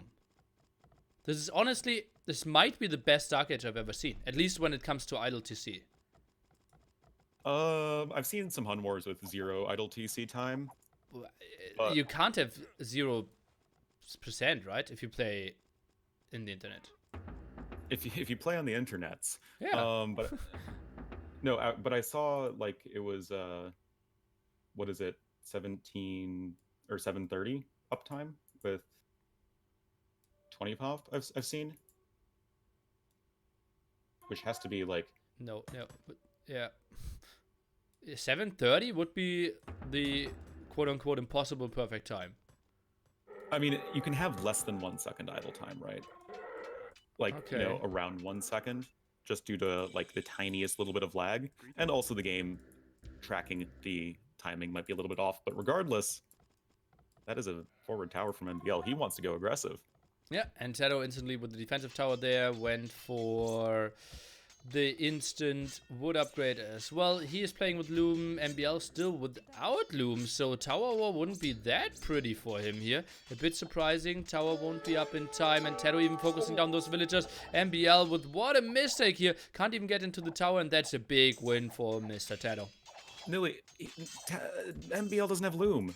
Yeah, that's what I'm saying. We're talking about, like, why would you go forward without Loom? Yeah, he even ran into one wolf, is taking another Loom Donny emotes in my chat. And yeah, this is not really how it works, right? Slav not really having the greatest strengths in the forward to begin with. Now clicking Loom. Oh man.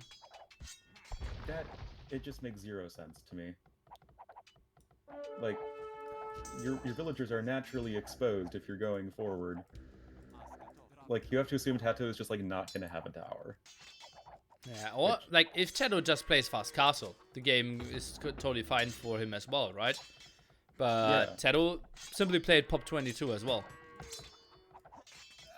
I mean, he'll still go for, I think, a fairly fast castle age. But just kind of a bit of a safer opening. He's gonna get his Feudal Age eco upgrades and stuff like that. Tower going down any second here, the first one. Now we go for an archer range, and once he has like 3 archers out, I don't see MbL doing too much. He has enough stone for the 3rd tower though, and TaToH isn't on it. Now only switches onto stone. Yeah, TaToH is only now switching onto stone. Also, he's not walled. He's gonna need some nice quick gates, but turns out TaToH's better than me. Grab some Men-at-Arms. I mean, it's... Oh, God. The beauty. And, well, MbL is putting a tower behind this to maybe free his army there. And the gate's open! The gate's open! No! Oh, what a fail! What a fail! Lets the Men-at-Arms out, and all that for nothing. Tries to get the villager into the tower there, and, well, that was a trap into a fail trap. Oh, boy. Oh, man. It's like you're playing Zoo Tycoon and you accidentally send the zookeeper into the lion den, and then they just open the pen and the lions run out and kill everybody. I had a rough childhood, man. Apparently. But the 3rd tower is up here for MbL. TaToH is on the stone, I think he said. Yeah, he is over on the left-hand side. But it doesn't quite have enough stone for another tower just yet. Do you think MbL has a spot to rush the forward tower from TaToH, or should he just go for the wood line here? I prefer him going for the wood line because it's already here. Tower up on this hill. Nope, just kidding. Yeah, shouldn't really work. The thing with tower rushing on this map, though, is denying farms is less important because you're so much later in getting your farms up and rolling. So, I mean, TaToH only has 1 farm right now, so it's not like an Arabia situation where your opponent already has farms surrounding their TC, so, like, that'd be a big thing to deny. Yep, absolutely agreed. And TaToH, he has 5 fishing ships behind it. And MbL, a bit scared of some sneaky dogs, is going for a galley to defend with as well, but TaToH is just walling up, and he has to feel fine how this defense is going so far. Castle Age timings seem to be pretty similar. TaToH now going for the counterattack, though. Indeed, and, well, he doesn't have a very scary army. He's getting fletching, but those are 2 skirmishers as opposed to archers. Even a wolf trying to make his appearance will die instantly. Very sad. But, yeah, not the scariest counterattack ever, but if you're completely unprepared to defend against it, then it'll deal damage. Okay, now going back with his villagers is Mr. MbL, and those 3 archers, 2 skirms. You said you would have preferred 5 archers, kind of obvious, doing 2 more damage there, and now he's trying to catch something. Oh, MbL actually with some scouts out, and 2 scouts alone. If they just snipe 1 or 2 archers, that's totally fine. If they snipe 1 or 2 archers, But are they? Are they? Nope. Just evaporating there. Yep, TaToH had fletching. He was able to take advantage of high ground as well. And the scout's kind of bugging out a little bit in terms of the attacking. And stable number 2 for MbL, so he's following this up, quote-unquote, with a very standard mid-game plan, I think. But he's just behind Nico by a fair margin. This Slav eco a bit as well, but TaToH has 2 more fishing ships behind this, and TaToH is fine if we go into an even game here. Oh yeah, I mean, yeah, TaToH will be a little slower to Castle Age. I don't think he'll be taking any sort of massive damage to anything. MbL does actually have 3 more scouts out. Yeah, did go for +1 defense, now goes for Bloodlines. He can clear this up, but... well, it feels like his defense would have been enough as well, waiting for the knights, but might just feel a bit safer this way. Yep, certainly. And now the scouts can go in for a counterattack. I mean, there aren't any spearmen or anything. Never mind, there's 1 spearman at home for TaToH, but that is not going to be remotely enough against 3 scouts with bloodlines and +1 defense. So, actually, barracks number 2 on the way for TaToH, so he is just totally committing to the spearman defense. Interesting, and he's still so open. One spearman is getting a solid hit, and those scouts, they felt like they exactly knew where they wanted to go. Directly running in, not waiting a single second. But now getting another round of hits. Archers are moving in. 1 archer went down, 1 villager in exchange, and MbL will clear this up. At the cost of a couple villagers, though, not super ideal. Does have TC number 2 coming in almost instantly, and there aren't any sort of spearmen here on the left side for TaToH, so, I mean, villagers will be able to go into the tower, but actually, MbL not wanting to take the tower damage is just going to run away with the scouts. So what units were you expecting from TaToH and Castle Age? I mean, I was expecting crossbowmen, maybe some pikemen or monks, but it's just full pikemen right now. And something else.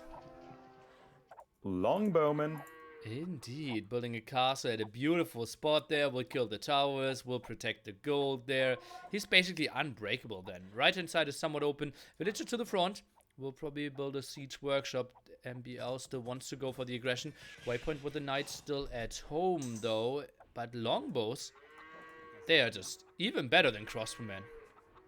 They're like crossbowmen, but better. I mean, I love me some longbows, but they're not exactly the most interesting unit in the world in terms of design. Yeah, probably. Well, they're like a crossbowman, but like a little bit better in every way. Is the fire rate better? No, it's exactly the same. So not every way on Lu. Oh, that villager won't get the house up if I see that correctly, or will she? She will. Yes, she will. But there is the forward siege workshop here. Yeah, but at the very side, that isn't a scary spot. Not especially. MbL is, I guess, this obsession with building buildings on the very side of the map. First the gates, now the siege workshop. But it's still not going to be a super easy defense for TaToH. His economy is still a good bit better. 7 more villagers, 1 extra town center. But I mean, MbL is pushing at, you know, the spot where the castle is not defending, so that's at least something. Super unfortunate for TaToH. He is out with the monk, didn't spot a single relic. Although he scouted like, I would say 40% of the map, didn't see a single one. Yeah, they're all way at the edges of the map. Yeah. But mangonels are coming on in. Chain barding armor as well. MbL already has husbandry, so the knights are going to be pretty well upgraded. Not sure if TaToH is trying to make his own counterattack happen, as MbL is fairly exposed at home, doesn't even have a defensive siege workshop as an option. Yeah, but can he not just go back with the longbows, know that he's on 3 TCs, can't be that far behind in economy, knows that he has solid fish, and Just camp it out. Oh, for TaToH, yeah. I think that's exactly what he should be doing. And longbowmen are coming back home. Men-at-Arms, not something he feels the need to kill just right now. Option number 3. There's another castle coming in, and with all those villagers prioritizing it, and the mangonels derping out with some good old-fashioned AoE 2 pathing, yeah, MbL ain't doing anything right now. Yeah.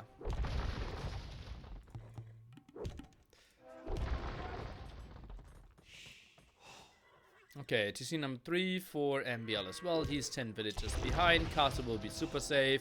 And TaToH, well, he will be somewhat housed, but just building some more. Walling off the very top there against potential nitrates. Quite interesting as well. Still, very unfortunate that he didn't spot a single relic, but... well, just wait for the Siege Workshop, some mangonels, ballistics, and he has the perfect setup towards him. Oh yeah, I really like TaToH's defensive setups throughout the games in this series so far. He just seems like, I don't know, like the way he's going about like making sure he's super safe, not going to get counterattacked in any like real way, and then can get up to the Imperial Age and do what he wants. I think that's been really consistently good for him.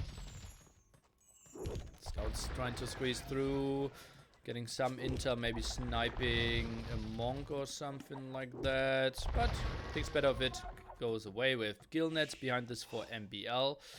And yeah, I don't mind this too much. Feels super safe here. Mangonel fight at the front. Will be 1 for 1, maybe? Nope, 2 for 1. Longbowmen are a little exposed though. Critically, they do deal 1 more damage to the mangonel compared to crossbowmen, as they do have 6 base attack, but that doesn't matter when you're getting completely surrounded by knights. They are getting smashed so heavily. Look at that. Just stopped there and just instantly smashed 5 down there. Oh, man. Yeah, that's... Longbowmen are not known for their tankiness, and monks didn't get a single conversion, so that's something that MbL can be pretty happy with. Villager count, it's just been a consistent, 8 to 10 deficit. Now building a market, I think the Imperial Age times should be relatively even with the TaToH having a slight lead. Yeah, probably sounds reasonable. Monks trying to get some conversions. That Siege Workshop won't go up. MbL, are skirms an option without the bracer option behind this? They're not going to be amazing, and they will be heavily outranged by Britons, but... Oh, big move in first from MbL. Is that the right engagement? 3 conversions are all complete. Longbows are going back. Pikemen are dealing some damage. This is a win for MbL, but was it cost efficient? Oh, he's even retreating. I'd feel a lot better about that fight for MbL if he didn't just kind of dance around with his units for a little bit. I think keeping the pikeman numbers low is not a bad idea. You don't want that just to snowball out of control and then you just get evaporated in Imperial Age by halbs. But the longbowmen, sort of like your cav archer mass in the Hun War, still keeping that alive for TaToH, going to be very important. Oh man, that dance was so weird. Still no ballistics from TaToH, indeed. Do we even have a university? Just finished at the side there. Light cav switch now, and the Siege Workshop gets up at the front. Okay, more barracks, makes a lot of sense. I think mass halberdiers are quite good. Double production of those longbows for TaToH, quite nice as well. Still a relatively even game and an important one. If TaToH wins this one, he's going into the finals tomorrow against Mr. Yo. If MbL wins this one, we will have a big decider game 5. That is indeed correct. I mean, this is for all the marbles if you are MbL. TaToH can't afford to lose this one, but certainly not going to want to do that. And now he's going to be getting scale mail armor. Squires is on his way to Imperial Age, actually even slightly slower than MbL. So that's going to be something that MB is going to be pretty happy with, and should be effectively evening out in villager count soon as well. TaToH's fish a bit better, but I think I didn't see TaToH going for gill nets. And the efficiency of the fish is going down as well, as we all know.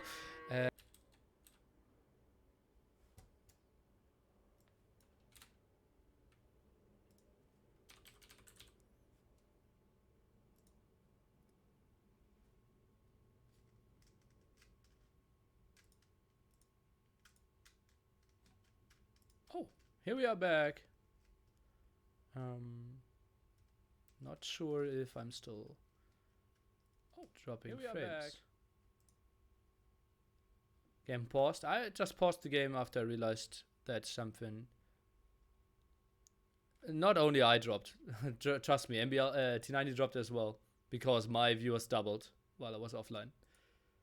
Okay, game is paused. I think we can just continue normally here and can see what happens. So I will put that together on YouTube. Memdrop 2. Yeah, it was several people. Welcome back. So we will watch this with a small pause. Population still 40 as an advantage here for Mr. TaToH, and we will take a look at this, how it develops. Harmony attack, chainmail armor coming behind this as well. And yeah, it was the Twitch server, although T90 and I should have different ones, right? Cavalry attack now for MbL behind this. And it goes for the defensive caster. I think that one should go up. TaToH not really with the vision of that happening. Will move in with the Halberdiers. Is getting tracking behind this as well. We will solo cast this one till the end. And if we get into game number 5, we will continue with Mr. Ornlo here. Knights / soon to be Cavaliers. We'll try to go for the counter attack. TaToH is walling this one up, so attack through the center needs to be the option. TaToH is queuing up. No traps at the moment. Be good unit. Okay, now he queues some up as well. That is all spotted here. TaToH, can he go for the wall off? It could be a reasonable spot to wall the front here. Halberdiers, he sees everything. Quick gating. TaToH. The villager didn't move. Oh god, that would be a lot of dead villagers. The trap in some danger as well. And TaToH pop 190 will drop there quite significantly. So much stuff in the center. Maybe his stream dropped as well. Tries to save the trap here. What a beautiful move. But won't really help him out. So many villagers at the left-hand side going down as well. The army camping in the center. Not doing much. Ballistic only now being researched. And TaToH already dropping 15 population. Might be even more. A lot of Halberdiers are getting queued up here. Cavaliers went down. That was quite costly when it comes to the gold investment. And honestly, if TaToH loses 20 villagers, he can rebuild those. That's not too bad for him. Halberdier numbers are staying strong. And TaToH, well, yeah, he lost 20 units. But we should be fine behind this. Longbow man moving forward. Still only one defense upgrade on those. Still no bracer on them as well. Look at that. 6+2 attack only. And we are trying to defend the right-hand side. The castle in the center could be pretty nice. Lots of light cap moving in. Make that Hassas pretty soon. The walls just in time here. And TaToH is trying to go for some more quick walls. Game is running pretty fast. And what a sick move here by Mr. TaToH. Walling all those Hassas out. Moving forward with all his longbows. And all the Halberdiers protecting them. Pop 200 for him, pop 170 on the other side. We are speed casting this. Oh, now Ornlo dropped. Oh god. And yeah, we are speed casting this till we are in the live game again. Skirmisher transition will be horrible for the Slav player. And more siege here. Push through the center is trying to be prevented by the siege workshop. And some Halberdiers behind us. Mangonels didn't do that much damage. Hassas are getting through, but Halberdiers are cleaning house here. No attack upgrade there. I would really love to see TaToH going for some more siege, some more upgrades out of the blacksmith. Handcart for him now, and Warwolf. So those traps will be damn scary pretty soon. Mass Hassas, can they really be the answer to Mass Halberdiers? Not really, even if you add in a lot of rams, those won't perform too well either. That trap was quite ambitious. That was a trap from MbL running around there. Halberdiers will clear up that one. Push through the center still continues. Pop 170 against pop 160. As you can see, massive amount of production is continuing here. MbL is trying to regroup in the center. Maybe we can see one big fight. As we mentioned earlier, Skirm's not the greatest unit here for the Slav players, since we don't have the last tech and range upgrade for them. And now we are back live, guys. Welcome to the normal speed of Age of Empires. And heavy blow iron casting here. TaToH's finally getting upgrades that he should have gotten quite some time earlier. And what are those Jordan emotes in the chat? Do you enjoy this guy or what? Sorry for too slow action now. Trying to break the front. Halberdiers at the front, losing their lives quite heavily. Final longbows there as well. Halberdiers getting some damage on the back. Both players with quite high populations. Longbows, what can they do? Maybe sniping the Scorpion at the top would be a good start. Just microing back a bit more.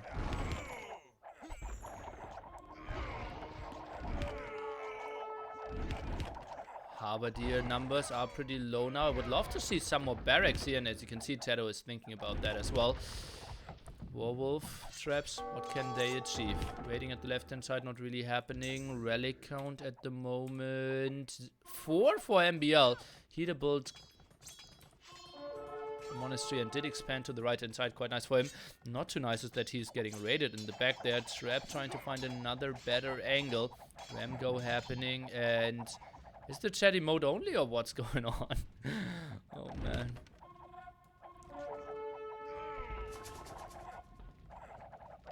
TaToH with Blast Furnace, finally getting all those upgrades. Castle at the front, in some danger.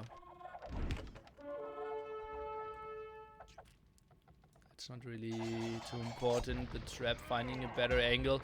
If this castle falls, MbL will have some trouble defending this. Halberdier go against the trap, won't be successful. Castle is trying to be held by TaToH, is not going to happen. MbL still stuck at pop 170, raid in the back, finally dealt with. Maybe TaToH could even think about sneaking some stuff around here. Gold and stone in the center, still quite valuable. Waypoints by TaToH, around the corner here. Still a scary force of longbows. Halberdier not really knowing where they could find some spots to deal damage though. Elite longbow upgrade. We did mention earlier that it is quite a costly upgrade, but TaToH in the end could afford it. And is this a big fight MbL wants to go for? Overall military count is 94 to 70. Now grouping up, goes for the move-in. Some rams at the front. Halberdier still around as well. Now finally they have all the upgrades. Castle was getting repaired. Skirms are coming over. I think MbL wants to force a big engagement here. And well, gold efficiently, or when it comes to gold efficiency, it has to be the better fight for MbL. And look at that, MbL is debating quite a bit. Is sniping a lot of those halberdiers.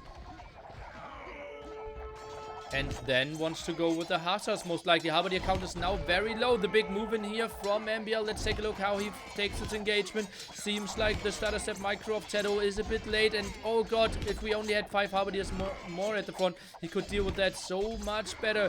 Now the big surround with all those elite longbow men in some danger. 2 traps are potentially getting sniped down. Pop 140 for TaToH. Only MbL with a beautiful engagement. And he is dropping down quite low. Only has 80 villagers and he just got smashed here, losing his halberdiers in the big fight. He didn't see it coming that he got debated so hard. Did see all the hussars before there though, so I'm a bit surprised. TaToH again at 40, what? 50 military again by TaToH against 50 military for MbL. Only the villagers at the moment carrying him. 2 gold spots still at the front, not taken by anyone. Relics carrying quite a bit. Scout raid started by the Britain's player, something we don't see too often. Can we get some quick walls here? TaToH is trying to squeeze those in, and yes, he gets them. Won't get too many halberdier hits in. 1 hussar is going down. Make it 2. Kind of okay for MbL. Threatening the attack and getting out of there quite nice and quickly. Whew, what an even game. And I can ask Onlu, are you live in the game? I am alive in the game. Okay, well then we can cast again, together again. Oh, yeah, I have 97% dropped frames, but, you know, okay. I'm still here with you. Okay, well then let's think about when it starts stabilizing, right? Oh, well, we can still cast and you can just pray that it goes. Yeah. It's just like global Twitch problem, apparently. Yeah, but are you current with the game right now at 58:16? Yes. Okay, so we can just keep casting and hope my stream stabilizes. Yeah. So yeah, did you see that? It was a huge fight where it looked like TaToH was going to be an amazing spot, cleaned up the one castle of MbL, but then just got completely surrounded by hussars and skirmishers. Yeah, he heavily got debated there, lost all his halberdiers one by one, and then kind of patrolled in, and then the big swarm of all those hussars really did some damage. Attack at the right-hand side now as well. Will scratch the castle a bit, the halberdiers will clear it up in the end. Top 160 at the moment for TaToH. Oh man, MbL, he's really giving TaToH a run for his money.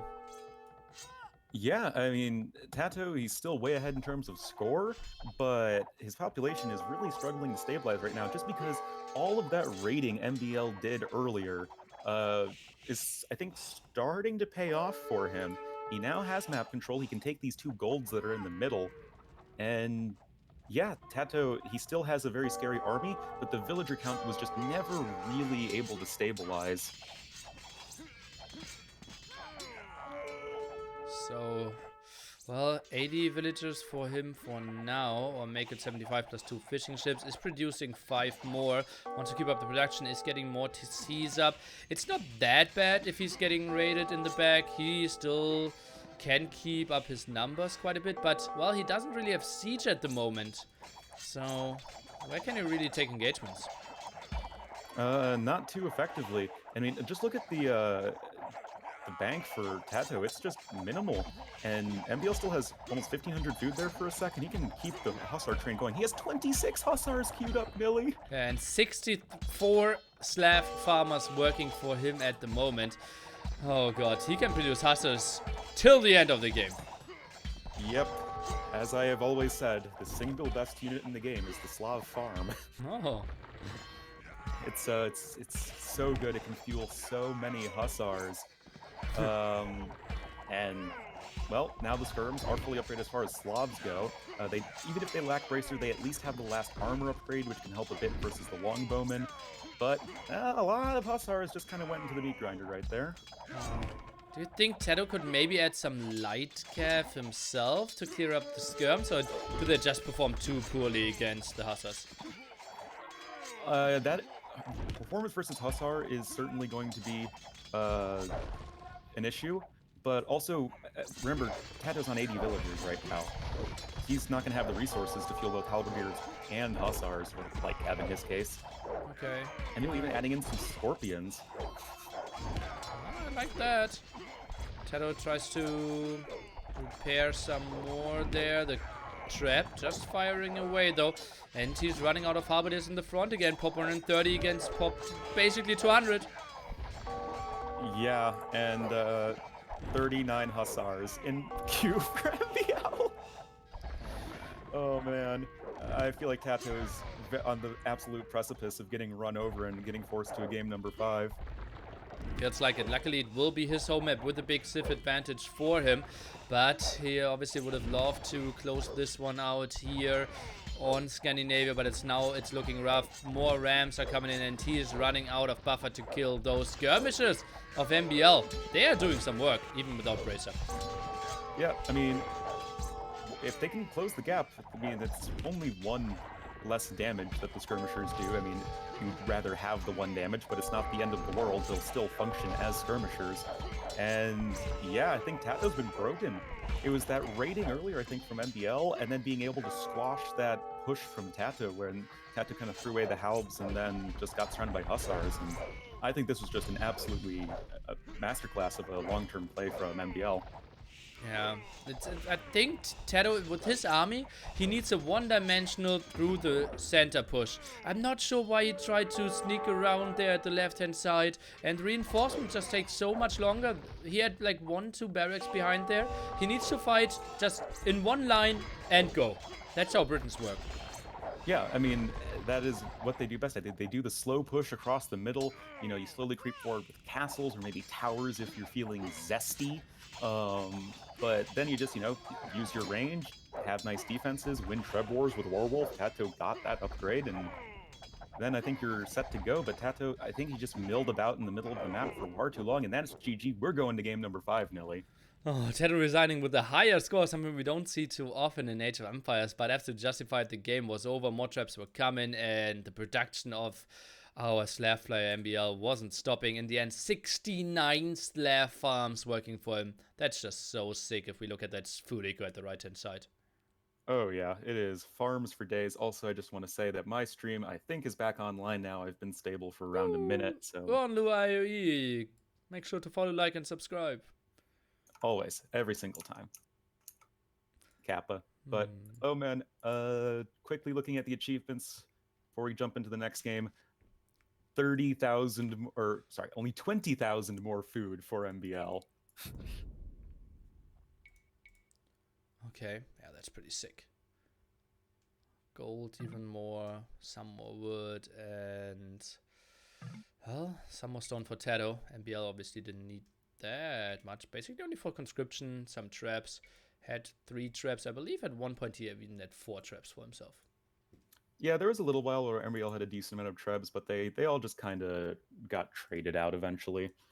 And yeah, this is our MbL's second game number 5 in a row. Of course, he went to game number 5 versus Yo, barely ended up losing that one to our Chinese player. So MbL, he's going down to the wire. Oh man, and he had, well, as I said earlier, exhausting games against Vivi before that, and after that he will play against Lyris. So a rough day of games for him for sure, and he really needs to deliver over and over again. It's not going to be easy for him. No, it's not. But will the next series happen? I think they will play. I think it doesn't add too much. Yeah. I don't think it shouldn't matter at all. No, it doesn't matter at all. It's more for the viewers. Oh, okay. Well, I mean, I think if they want to do it, then I'm gassing it. Makes sense. But yeah, just to clarify, the winner of this series goes to the finals to face Yo. Losers out. So that it is all down to the wire. Game number 5 between these two. Oh, the more I think about it, like TaToH, he just needs to get to 4 werewolf traps. Then he cannot die, right? He can snipe every skirm, every building, every trap. He just one push, wall the side, some on it just behind, some halberdiers, just fortified wall. That's how the map works. And then 5 werewolf traps through the center. He can't die. I totally agree, but I will think TaToH is going to have a nice edge potentially here on our game number 5, Team Islands. TaToH MbL on regular islands. TaToH definitely clapped MbL and has the good civ advantage to do it again. He'll be our red Italian player here to the north of the map, and to the southwest-ish will be MbL in the blue as the Spanish. Okay, Spanish against Italians. As we know, Italians, one of the best water civilizations, especially on short distance. You can get up to the ages faster, your techs are cheaper, you have cheaper fishing ship, you have all the techs you are desiring. Spanish, not really having the upgrades, and we are expecting some Kong shenanigans in some way. Yeah, I think the question becomes, do you go for a forward in Feudal Age? Or do you wait until Castle Age and try and like take the fight on water, hopefully be even enough where you can transport conks over or even villagers for a castle drop? It is tricky. Maybe just a trash. We can build transporters in Dark Age and maybe just tries to play something pop 20, but then he always loses his fish. I just don't. I mean, I guess you have to pick a water civ. I mean, what if he had gone for Portuguese? Do you think Portuguese can stand up to Italians? Yeah, absolutely. Like, it's probably a deficit, but you can play a reasonable game there. Yeah, I think that. I mean, I totally agree. I think if you just play a bit more conservatively, maybe even go for a back dock. I mean, you don't really usually want to go for a back dock on team islands in particular, but I think, you know, there are worse things that could happen. Although if you do get to, you know, the late game, Spanish do have everything you could want in the Navy. So it's not like they're a terrible late game naval civ like Huns. Yeah, still, I think you're always thinking about the very, very long game. I think the analysis is more on point when it comes to like team games, where a lot of games can take over an hour and it's very likely scenario there. I think hunts still are kind of okay, but in this one, we all agreed like Italians should just be straightforward, the better civilization. If we see a big water fight, that's why MbL will avoid it. Oh yeah, I mean, I don't get me wrong. I was talking about the long game because I think that's really the only like point that is not, I guess, we've already talked about. Like Italians are going to be way better, and MbL is going to need to do something special to deal with that, and that is likely going to involve a tower rush. TaToH 6 on wood with the Italians. Italians is kind of the only civilization, maybe together with Japanese, where you can play 4 on wood, and TaToH sends 6 on wood. That's weird. That will be massive amount of fishing ships then. I mean, Italians have a fantastic fish boom. I assume that Japanese are still better just because the super fishing ships are pretty awesome. But oh no, that's a little bit of an awkward boar lure from TaToH as well. The boar is actually idled. It's weird. TaToH didn't even loom, which feels very weird. And then the villager didn't get a single hit yet with the second boar. So really bugged out there. Well, that's a bit unfortunate for him. Gonna obviously be checking to see if we are gonna be seeing a transport ship from really either player. I think everybody has gone for transport ships at some point on these Team Island games. Or just water maps in general. Yo against MbL. Yo as well? Yeah, true. Yeah, true. yep. Yeah. So the transport ship is going to happen. It's just a matter of when. Obviously, everyone at least is going to start with at least 3 fishing ships. TaToH actually has all the way up to 5 fishing ships queued up. So you're right. He is going to go really heavy into that fish play. Yeah, and that's... I think you can achieve that if you send 5 on wood, if you're Italians. I'm a bit surprised. Even a villager stuck and he can achieve it. So, yeah. QED. Yep. That is a little bit unfortunate in terms of pathfinding, but it's not too big of a deal. MbL not making a 4th fishing ship, notably. He is sticking with 3 for the time being. I think that means he wants to do something a bit more aggressive. Although, I guess if you want to do something really aggressive, you would have clicked up by now.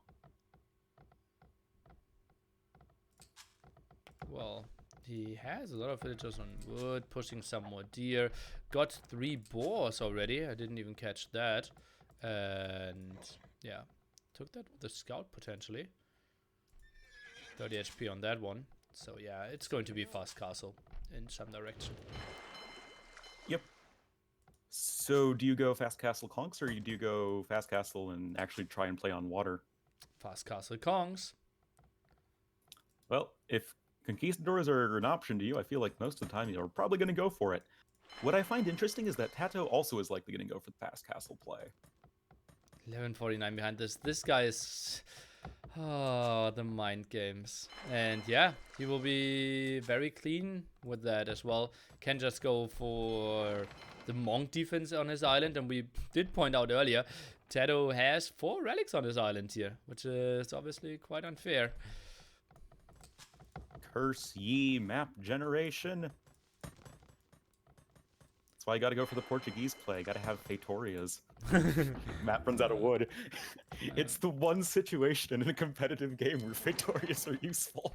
Yeah. Well, I played some DM late games where we built Feitoria as well. That's true, that's true. I mean, I guess it's just most likely to happen on Team Islands as you want wood and the map has less wood as there's water and stuff. Yeah. But should be a pretty straightforward fast castle from both players. MbL getting ready for dock number 2 on the exact opposite corner. Just very, very defensive dock placement, but I mean, he'll know due to the uptime that TaToH is going for a fast castle transport with crossbows. Well, archer range is coming, blacksmith is coming. Maybe just a crossbow defense, and TaToH booms. Might be an option as well. 2 extra TCs. and goes for like 10 crossbows at the defense, adds some monks. Yeah. It's a possibility. It just seems kind of strange that there's very little contesting of water on team islands. MbL is building another fishing ship. How is that happening? He's building 6 fishing ships in a spot where he should always lose them, and isn't even building a fire galley to protect those. Yeah, I guess TaToH's coming forward with his fire galley. I think this is a little bit of a mistake. Seeing the uptime of his opponent, he should know that he probably has back docks. So he's gonna kind of take the long way around and not find the fishing ships anywhere near as quickly as he could have. And it actually is going to be the transport ship queued up after the fire galley. Do you know the hotkey for Gaia resources? Like only show me. I just click on the little box thing in the middle north of the minimap. What? The box thing on top of the minimap? Wait, what are you looking for? Resources? I want to compare the whole wood on MbL's island and the whole wood on TaToH's island. Oh, yeah. I think you just have to shift click like all the wood, but I guess you can't click enough units. No. There's a key. Let me look it up. We have time, right? You watch the game. I will do research. I'll let you know if anything super interesting is happening. Right now, TaToH has found the dock in the south of MbL's base, so the fishing ships are going to have to sail away into the sunset. TaToH not really too bothered to chase them down just yet, but there's a fire galley on each side. Cycles between show units and buildings. Okay. Oh, MbL is going for the forward castle, by the way. Both transport ships facing each other like the proverbial ships in the night. But TaToH is coming forward with 3 villagers. Or 3 archers to kill villagers. I give up. Okay. What happened? We have a forward castle there? Okay. Forward castle. Won't be spotted. 2 vills dying instantly, though, for MbL. Doesn't have Loom. Who needs Loom in Age of Empires? Not MbL. Oh, that's going to be a tricky one. It's getting Loom right now. TaToH grabbing gill nets right away. That's going to be nice for him. Each player with the 6 fishing ships right now. TaToH also with TCs number 2 and 3 behind this monastery up already. I am liking his position. Yeah, and 3 crossbows alone are doing so much damage. It's so tricky. How will MbL even get something at home? Like, do you go for a Scorpion with the Siege Workshop? That takes endless amount of time.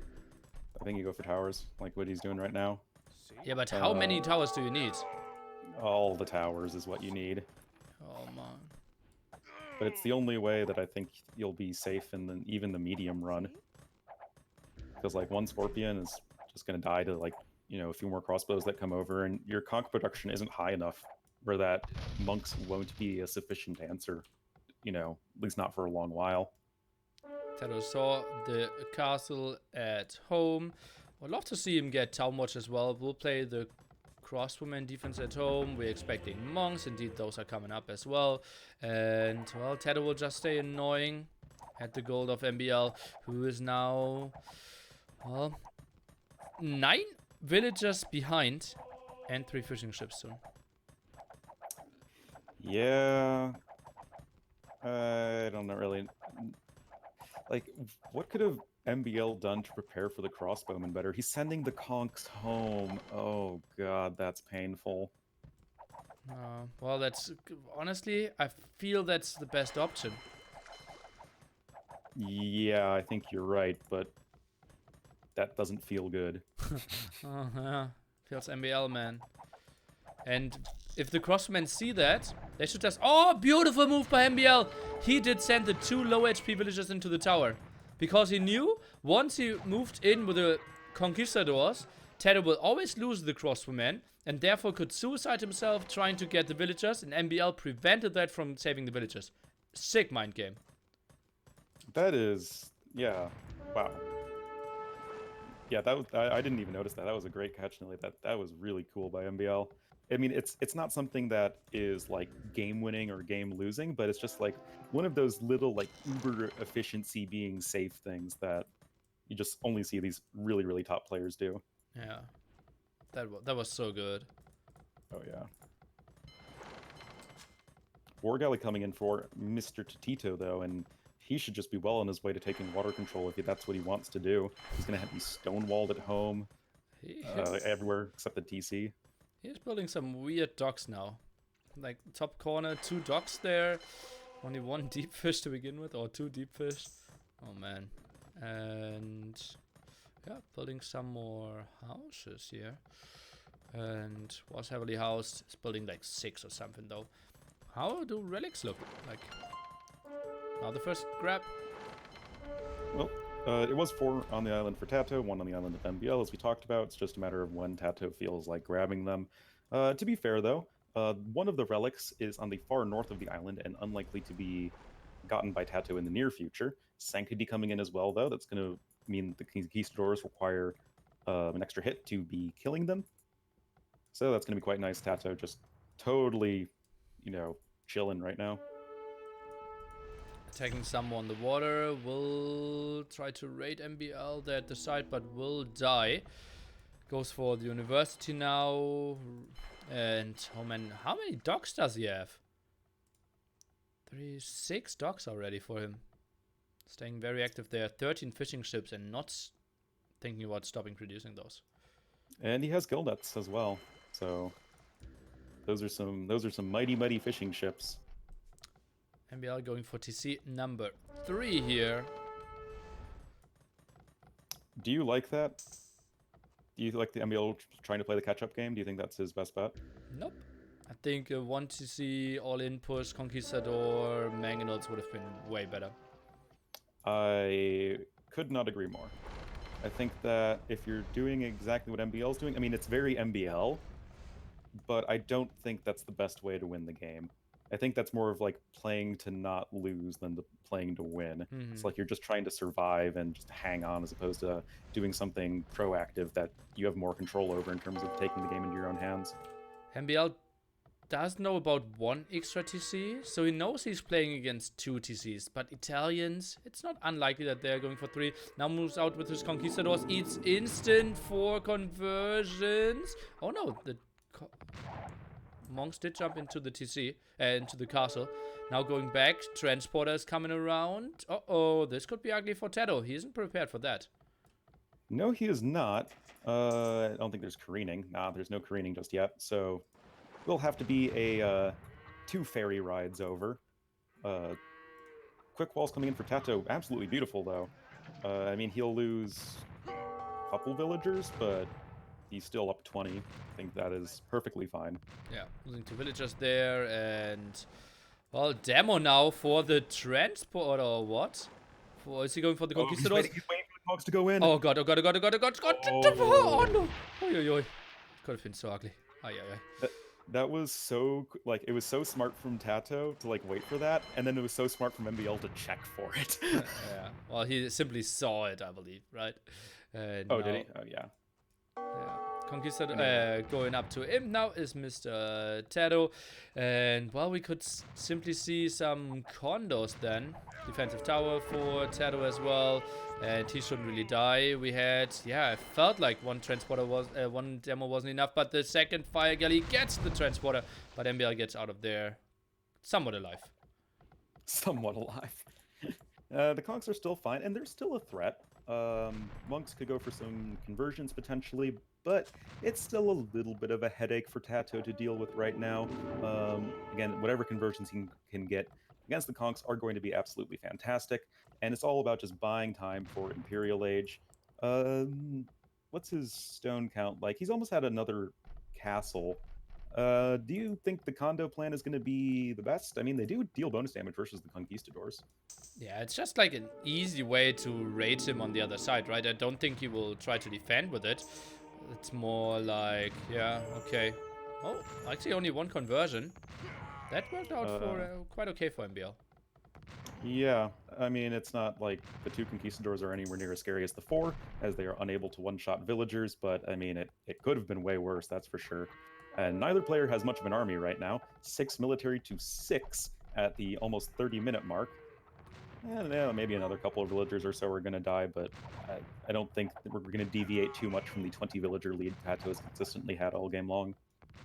Yeah, how can we? Like, he needs to get so many kills in. Bracer now as well. Crossman production continues. Could actually squeeze in some Genoese as well. Bit surprised that we don't see those.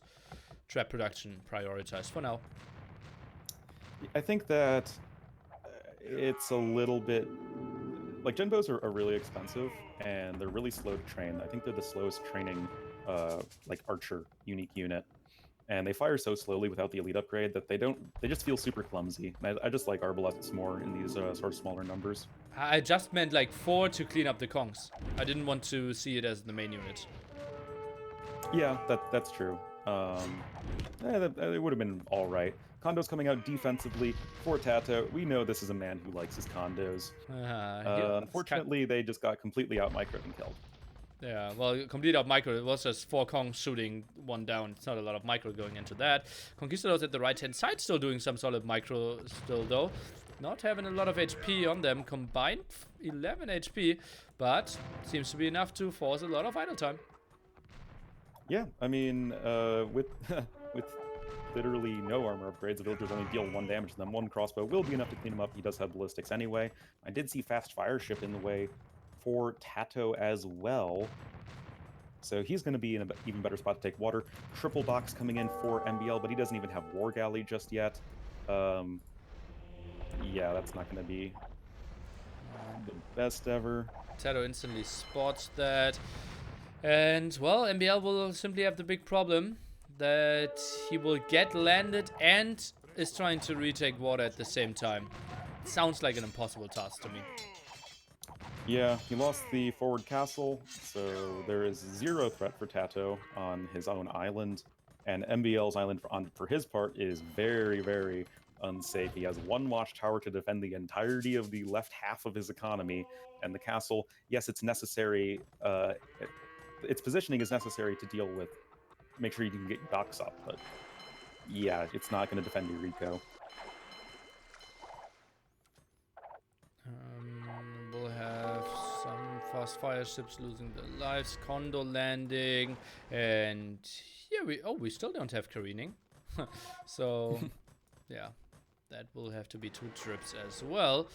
MbL going for the big walls here, trying to defend against the Condors, but well, if you just wall the center and 2 sides are still open, that won't help you that much.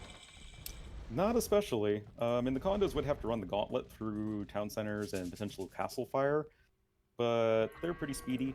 I don't know the armor upgrade situation for TaToH on the Condos. I don't think you can check that when they're in the transport ship. You can if you use Capture H at the bottom right. Oh, yeah. Duh. No upgrades. There we go. Fast fire ships for MbL as well. Yes, solid numbers there. TaToH can go for some demos. I think they don't have heavy demos though. And that's something that MbL could have. Yeah. Heavy demos are the one dock upgrade that Italians lack. And Spanish obviously have everything. Shipwright on the way for Mr. TaToH, so production will be way nicer for him. Abeles now with some aggression here. Condos did squeeze through there. Some idle villagers forced. What should he focus down? Probably the TC here with the traps. Yeah, I mean, what else? Just the 1 watchtower. It doesn't even have fletching. It's not doing that much damage. I always really like having the half-price shipwright as Italians. It just feels good, man. Such an expensive upgrade. I mean, normally, but if it's only 500, 150, like that's reasonable for Imperial Age. Yeah, probably with TaToH's eco for sure. Sometimes you reach him with like 60 villagers being in a water game, but not this time. Both looking at strong economies. TaToH 20 population ahead, a lot of control here at the front with the Arbalest and the 2 traps. What's the answer? Skirms? Skirms, probably. I mean, he's already has the armor upgrades for his archers, but MbL doesn't really have anything in the way of archery ranges to make said skirmishers, so I have no idea what he plans on doing on the land. It is currently 16 military to 42 in favor of our red player TaToH, and he's just going to be rounding out his own archer upgrades. And he's going to be looking pretty good in doing it. Also, still has control of water, more fast fire ships. Yeah, that's a constant battle where it's tricky to get a real upper hand. We'll just be spamming in from both sides. I think the main story will be on land here, and TaToH is pushing in quite nicely. Now sending villagers over. Are we seeing barracks or archery ranges? Archery ranges will be the building of choice here for TaToH. I think it says a lot about condos that in a situation where you're up against gunpowder units, you still would rather just make arbalasts. Yeah, I think they got nerfed way too much. So, villager attack now coming. MbL with 120 has supremacy. But still, that doesn't work. No. Oh, well, with Kongs to follow it up.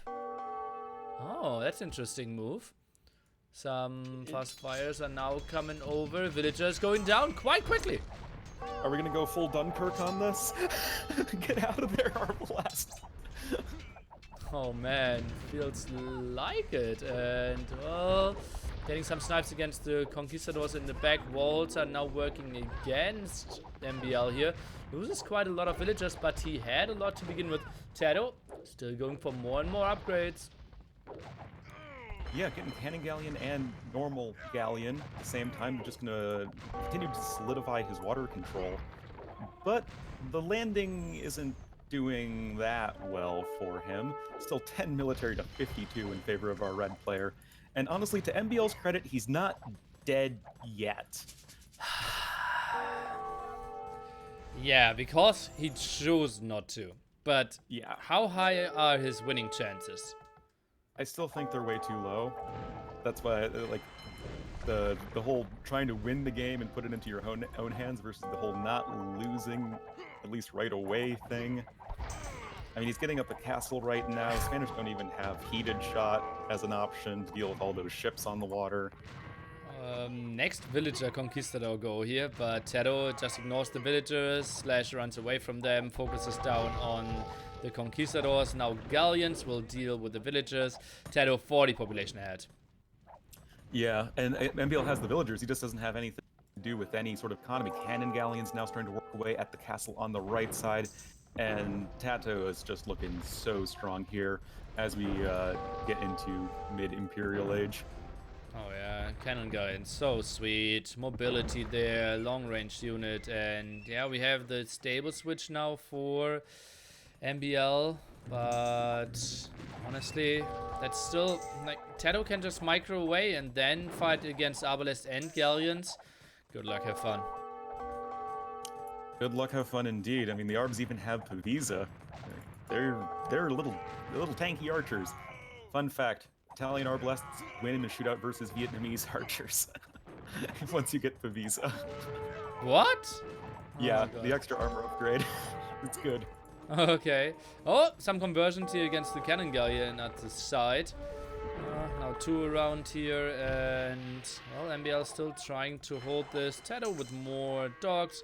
So much red on this map. There is red everywhere, and that happens when it's 60 military to 8 in favor of TaToH. I mean, TaToH is literally 100% uncontested on his own island, and MbL is just running around trying to put out these fires, and there's only so much you can do. The one thing that TaToH is left to do is just build a castle on his opponent's island, and then I think that is going to seal the deal. But the Arb cap ram push might even do that at first. Yeah, I'm not too sure if the castle is actually doing too much, because it can get sniped. It's not easy to defend a castle on the enemy's island, especially if you only have 2 villagers there for now. And he is going for the big go at the north. I think at the bottom could have made sense as well. It's just less protected and there are more farms, but well, easy to see for us. Yeah, and actually looks like TaToH's kind of doing both at the same time. I don't like that idea. Just gonna get all the cap rams cleaned up on the left. Guess he's still doing all right on the right hand side, but supremacy villagers can snipe cap rams fairly quickly.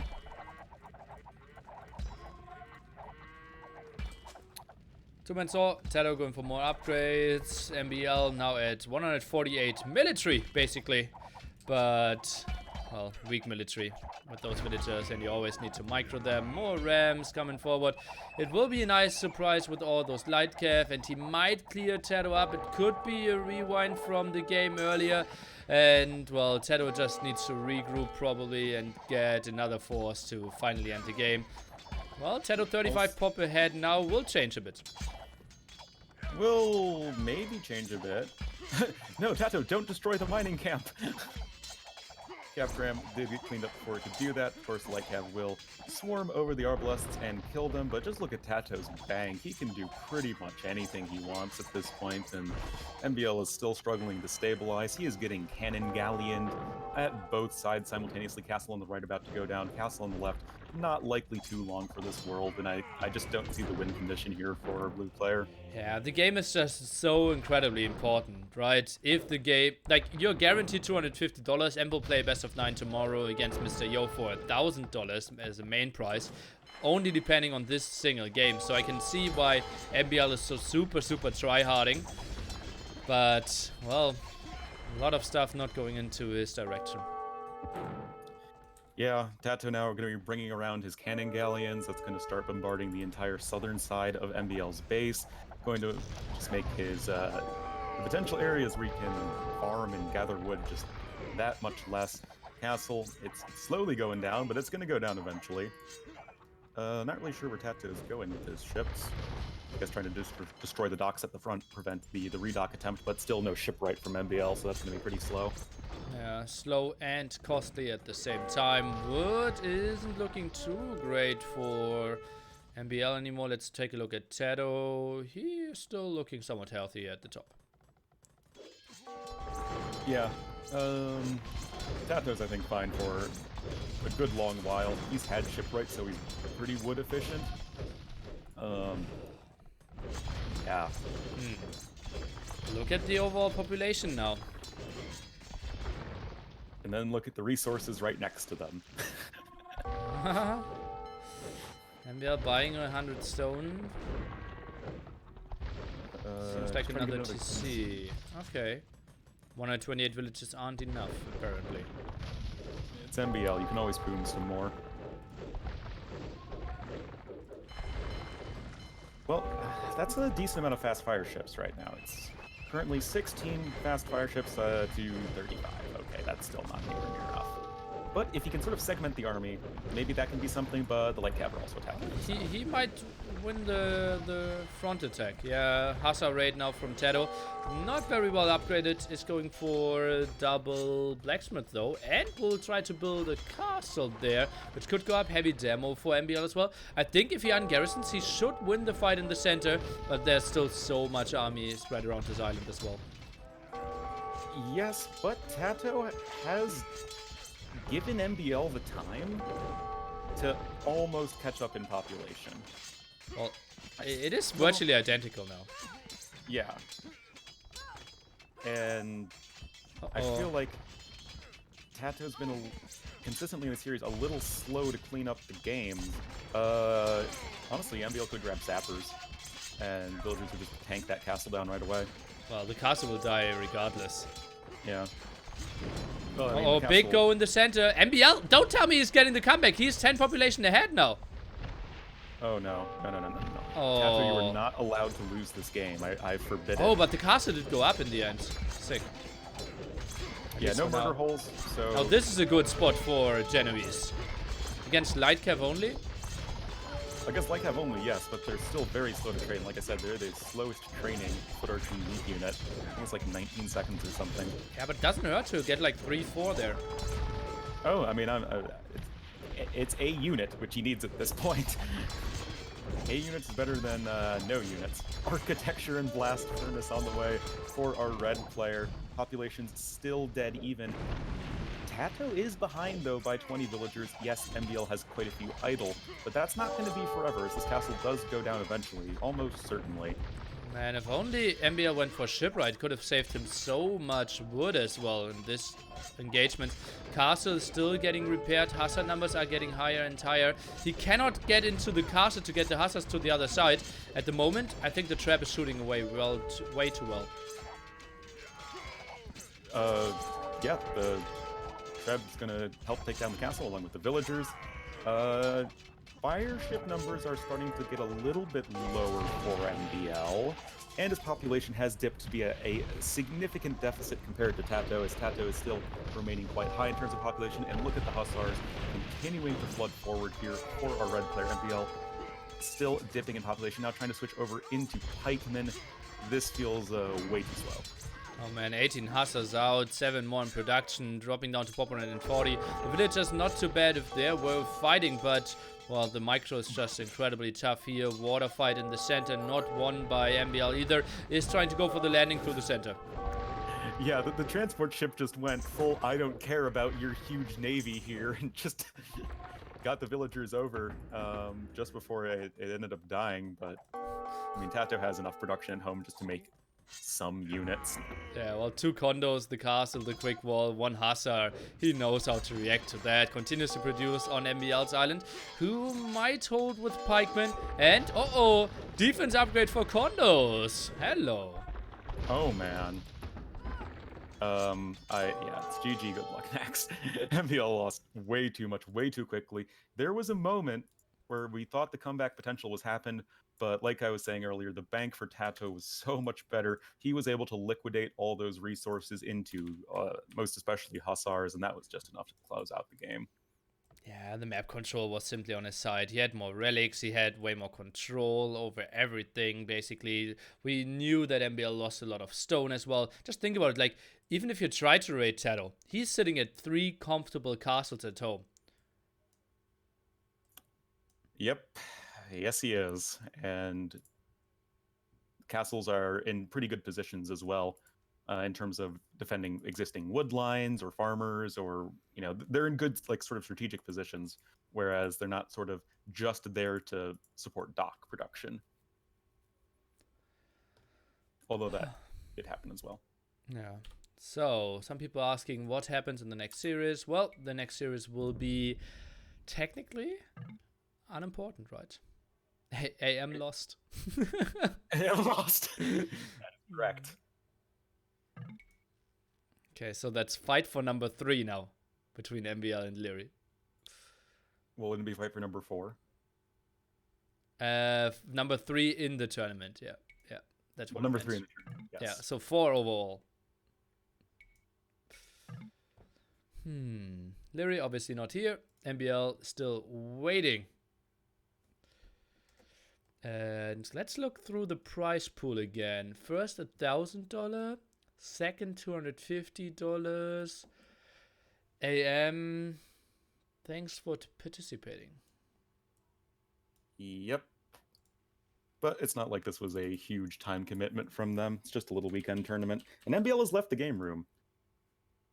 Well, I don't think he will not play. I think he might be tilted, but I think he will be here. Don't you think he will come back? MbL is someone who will tilt play. Will Leary play? If he committed, I think he will. MbL will go play RM if Leary doesn't show up. Yeah, that would be MbL. Let's update the score here. So, Yo against TaToH tomorrow, 13 GMT, our final best of 9. I don't know the settings. Maybe you can look into those. I'm pretty sure they're the exact same, but with more home maps and sit picks and stuff. Yeah, Arabia Hunt and 8 home maps. Yep. 2 restarts. I guess you get another restart, yeah. So we'll be seeing more maps. We haven't seen any steppe. We've only seen 1 RF. See Mongolia a lot. The islands maps a lot. No Baltic. I don't think we saw any arena. Oh, no, we saw the 1 arena game. Yeah, we saw 1 arena no game. Acropolis. No Acropolis, yeah. No Golden Pit. 1 Regicide Fortress, I believe. Yeah. Surprised more people don't pick Acropolis. I think it's a pretty good map.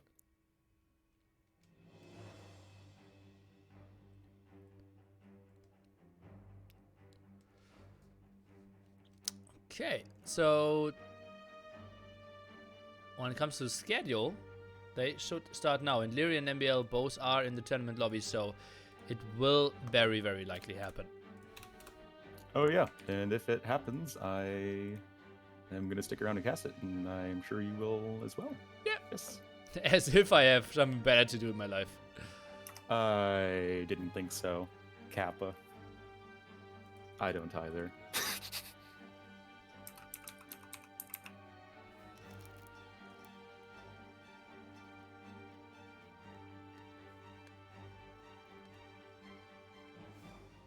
We'll see how TaToH can do versus Yo tomorrow, though, because Yo did 3-0 TaToH in the very first series. T90 is saying, I think they will not play. Interesting. Hera, teammate of both players, apparently does not know. Typical AM.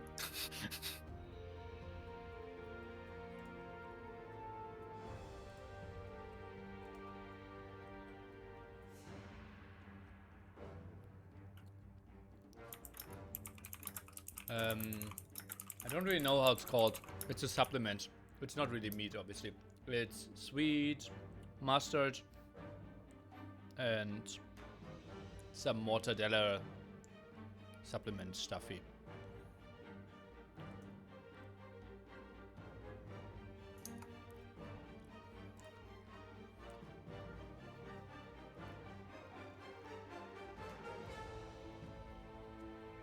As we wait in suspense. Why have Age of Empires games when you can wait for Age of Empires games that may or may not happen? It's way better. And honestly, this is one of the weaknesses of a normal round robin system, right? And Yes. that makes Swiss so much better and GSL system so much better as well. Yeah. I've always liked GSL system the best personally. I think Yeah, for online probably. for online, yeah, I think Swiss is the best for LAN. Provided that the LAN is small enough and there isn't, like 20 people you have to get through.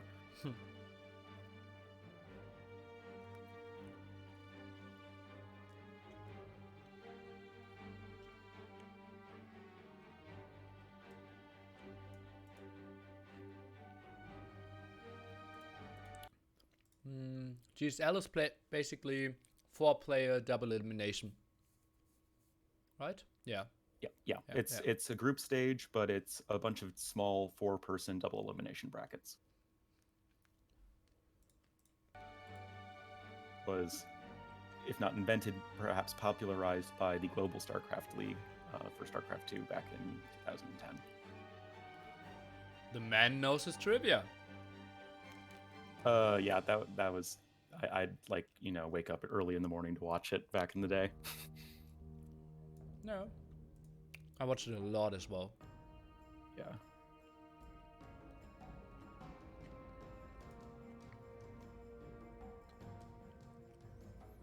So Hera saying, I think they should play out of respect to the tournament. And Lux agrees.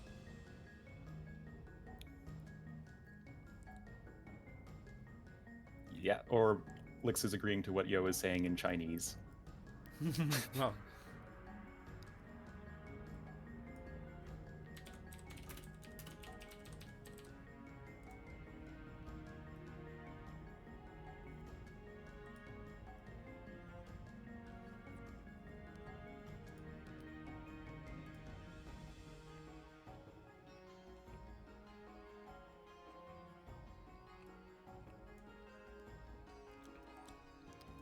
Wouldn't it be super funny if MbL just hosted 1v1 2.2k plus Arabia? Oh, I think, yeah, someone in my chat said that earlier, and that would be like the most MbL thing to do of all. I'm actually going into Medieval Siege just to check it. Yeah, I did. No, he's spectating a game right now. He's spectating a BF game. Oh man.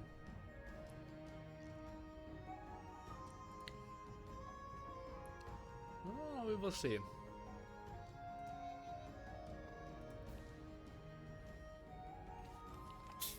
Another intelligent thing to do, check the AM Discord. Leary playing Dota 2. Ah.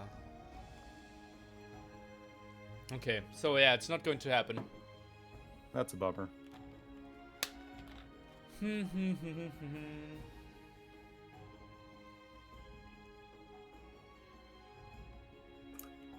Yeah, maybe like prize money for top 3. I even asked MbL if he loses to TaToH. Should I put on like $100 for third or something? And he said, no, I don't care. As if like I don't care I would play, or I don't care I would not play. I would, like, it wouldn't give me extra initiative. Yeah.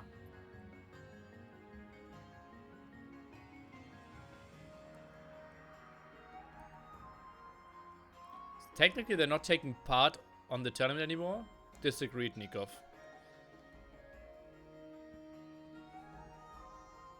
They have a match that is scheduled and was scheduled previously.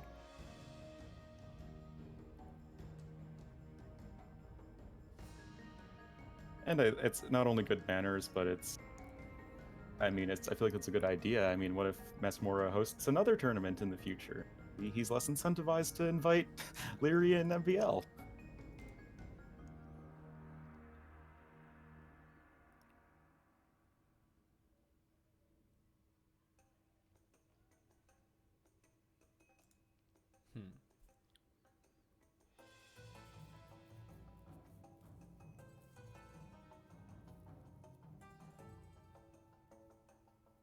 That's a disqualification? I don't think they would care too much about a disqualification at this point. I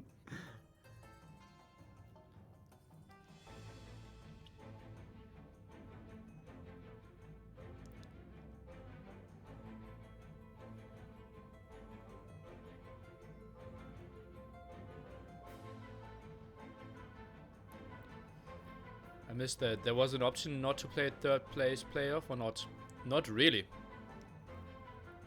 It wasn't enumerated in the rules one way or another. Yeah. Robo says they can be punished here too. I can not let them play in future tourneys. That's true. Yeah, exactly. Well, why not award for third place $30, $50? I asked MbL and he said it wouldn't change anything. I don't think it would for Leary either. Yeah.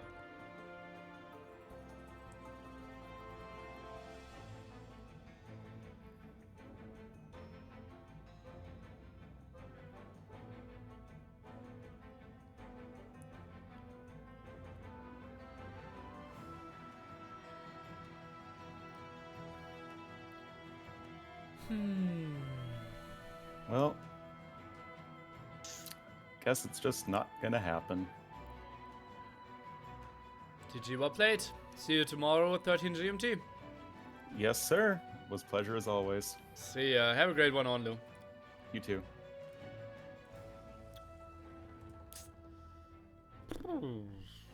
Okay.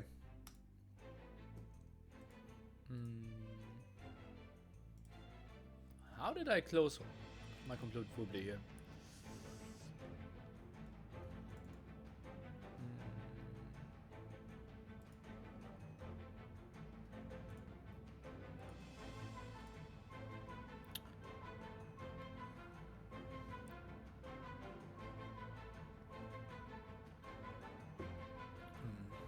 Go for a best of 5 against Leary. Mogi, I think you didn't get what just happened. I think both weren't motivated to play. Did they both don't? Yeah, I think that's how I understood it, right?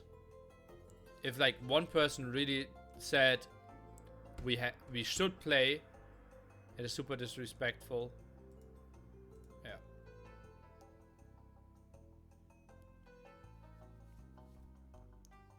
Yeah. Moonfall, don't get me like too generous here. I simply ask if it would change the motivation of MbL.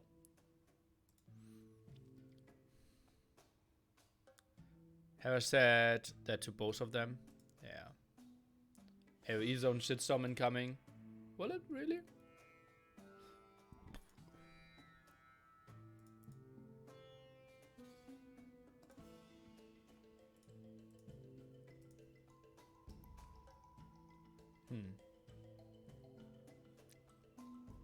We're complaining all day because of not finding opponents for games, then refusing to play a tournament game.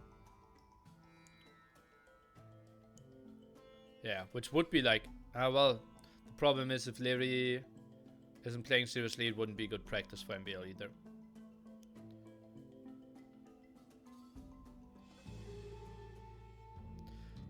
That's way worse than Doubt being not prepared in an SC1, hope in the future tournaments those two have to qualify.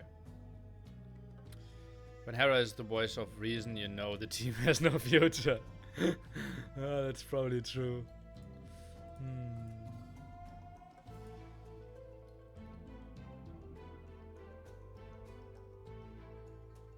MbL and Leary both have no chances to get into the finals tomorrow, and that's why they didn't have any motivation to play. They are not playing, no. In before MbL starts a stream, that would be interesting.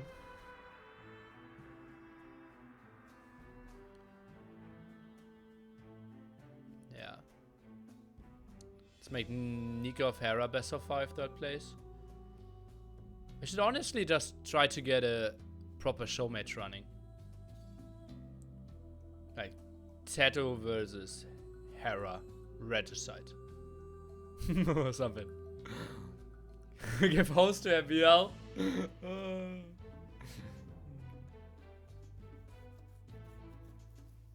Yeah, MbL is just speccing a Black Forest game. Right? Where is he? 228. Black Forest 1700 plus game. 7 minutes in. Oh god. Must be one of the most boring things in life.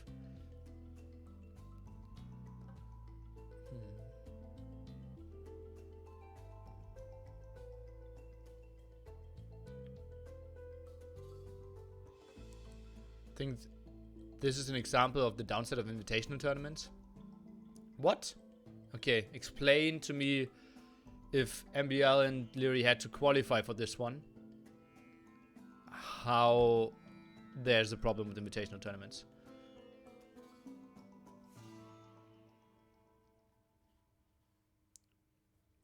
Nikov and Hera have to be up for it. Like, Hera is in-game.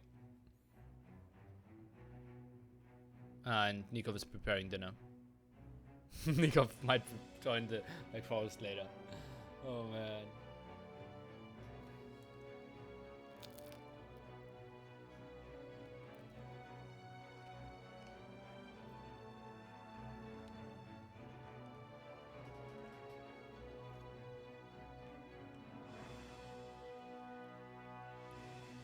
If they qualify, they would be better prepared, at least Larry, and maybe even more motivated. Why?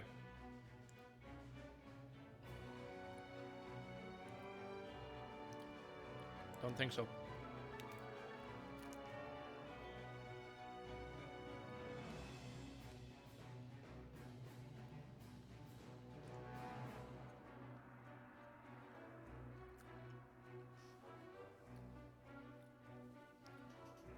So there's a final tomorrow? Yes. 13 GMT, TaToH versus Yo.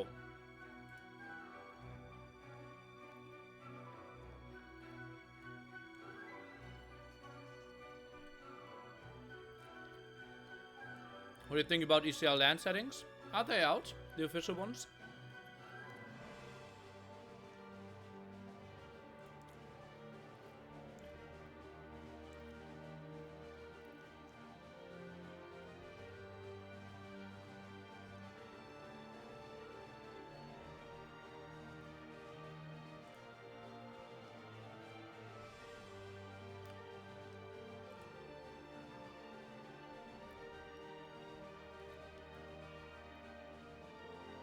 Other players which want to compete in this game, I mean, with actual training and stuff, or is the competitive scene dead?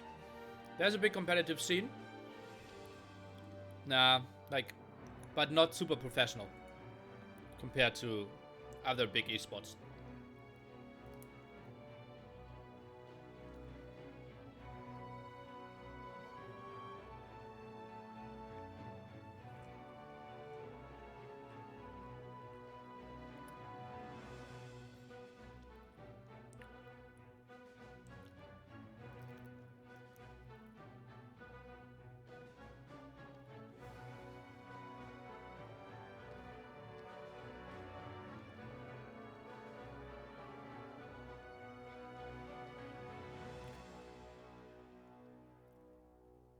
Yeah, I think they should have played. Yeah.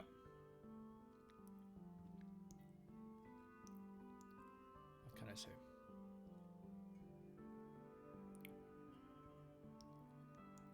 Don't do yourself down, Lily. You're very professional. I'm probably more professional than the average. Like in Age of Empires world, for sure, yeah. Yeah, very hardly plays Age of Empires. Oh no. Oh, my bracer got loose. Uh-oh. That's bad.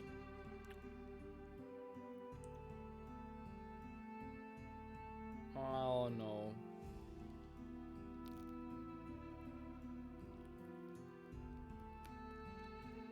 I would love to see Viper versus Yo best of 21 at some point here. You know, seemed super on point recently. Yeah,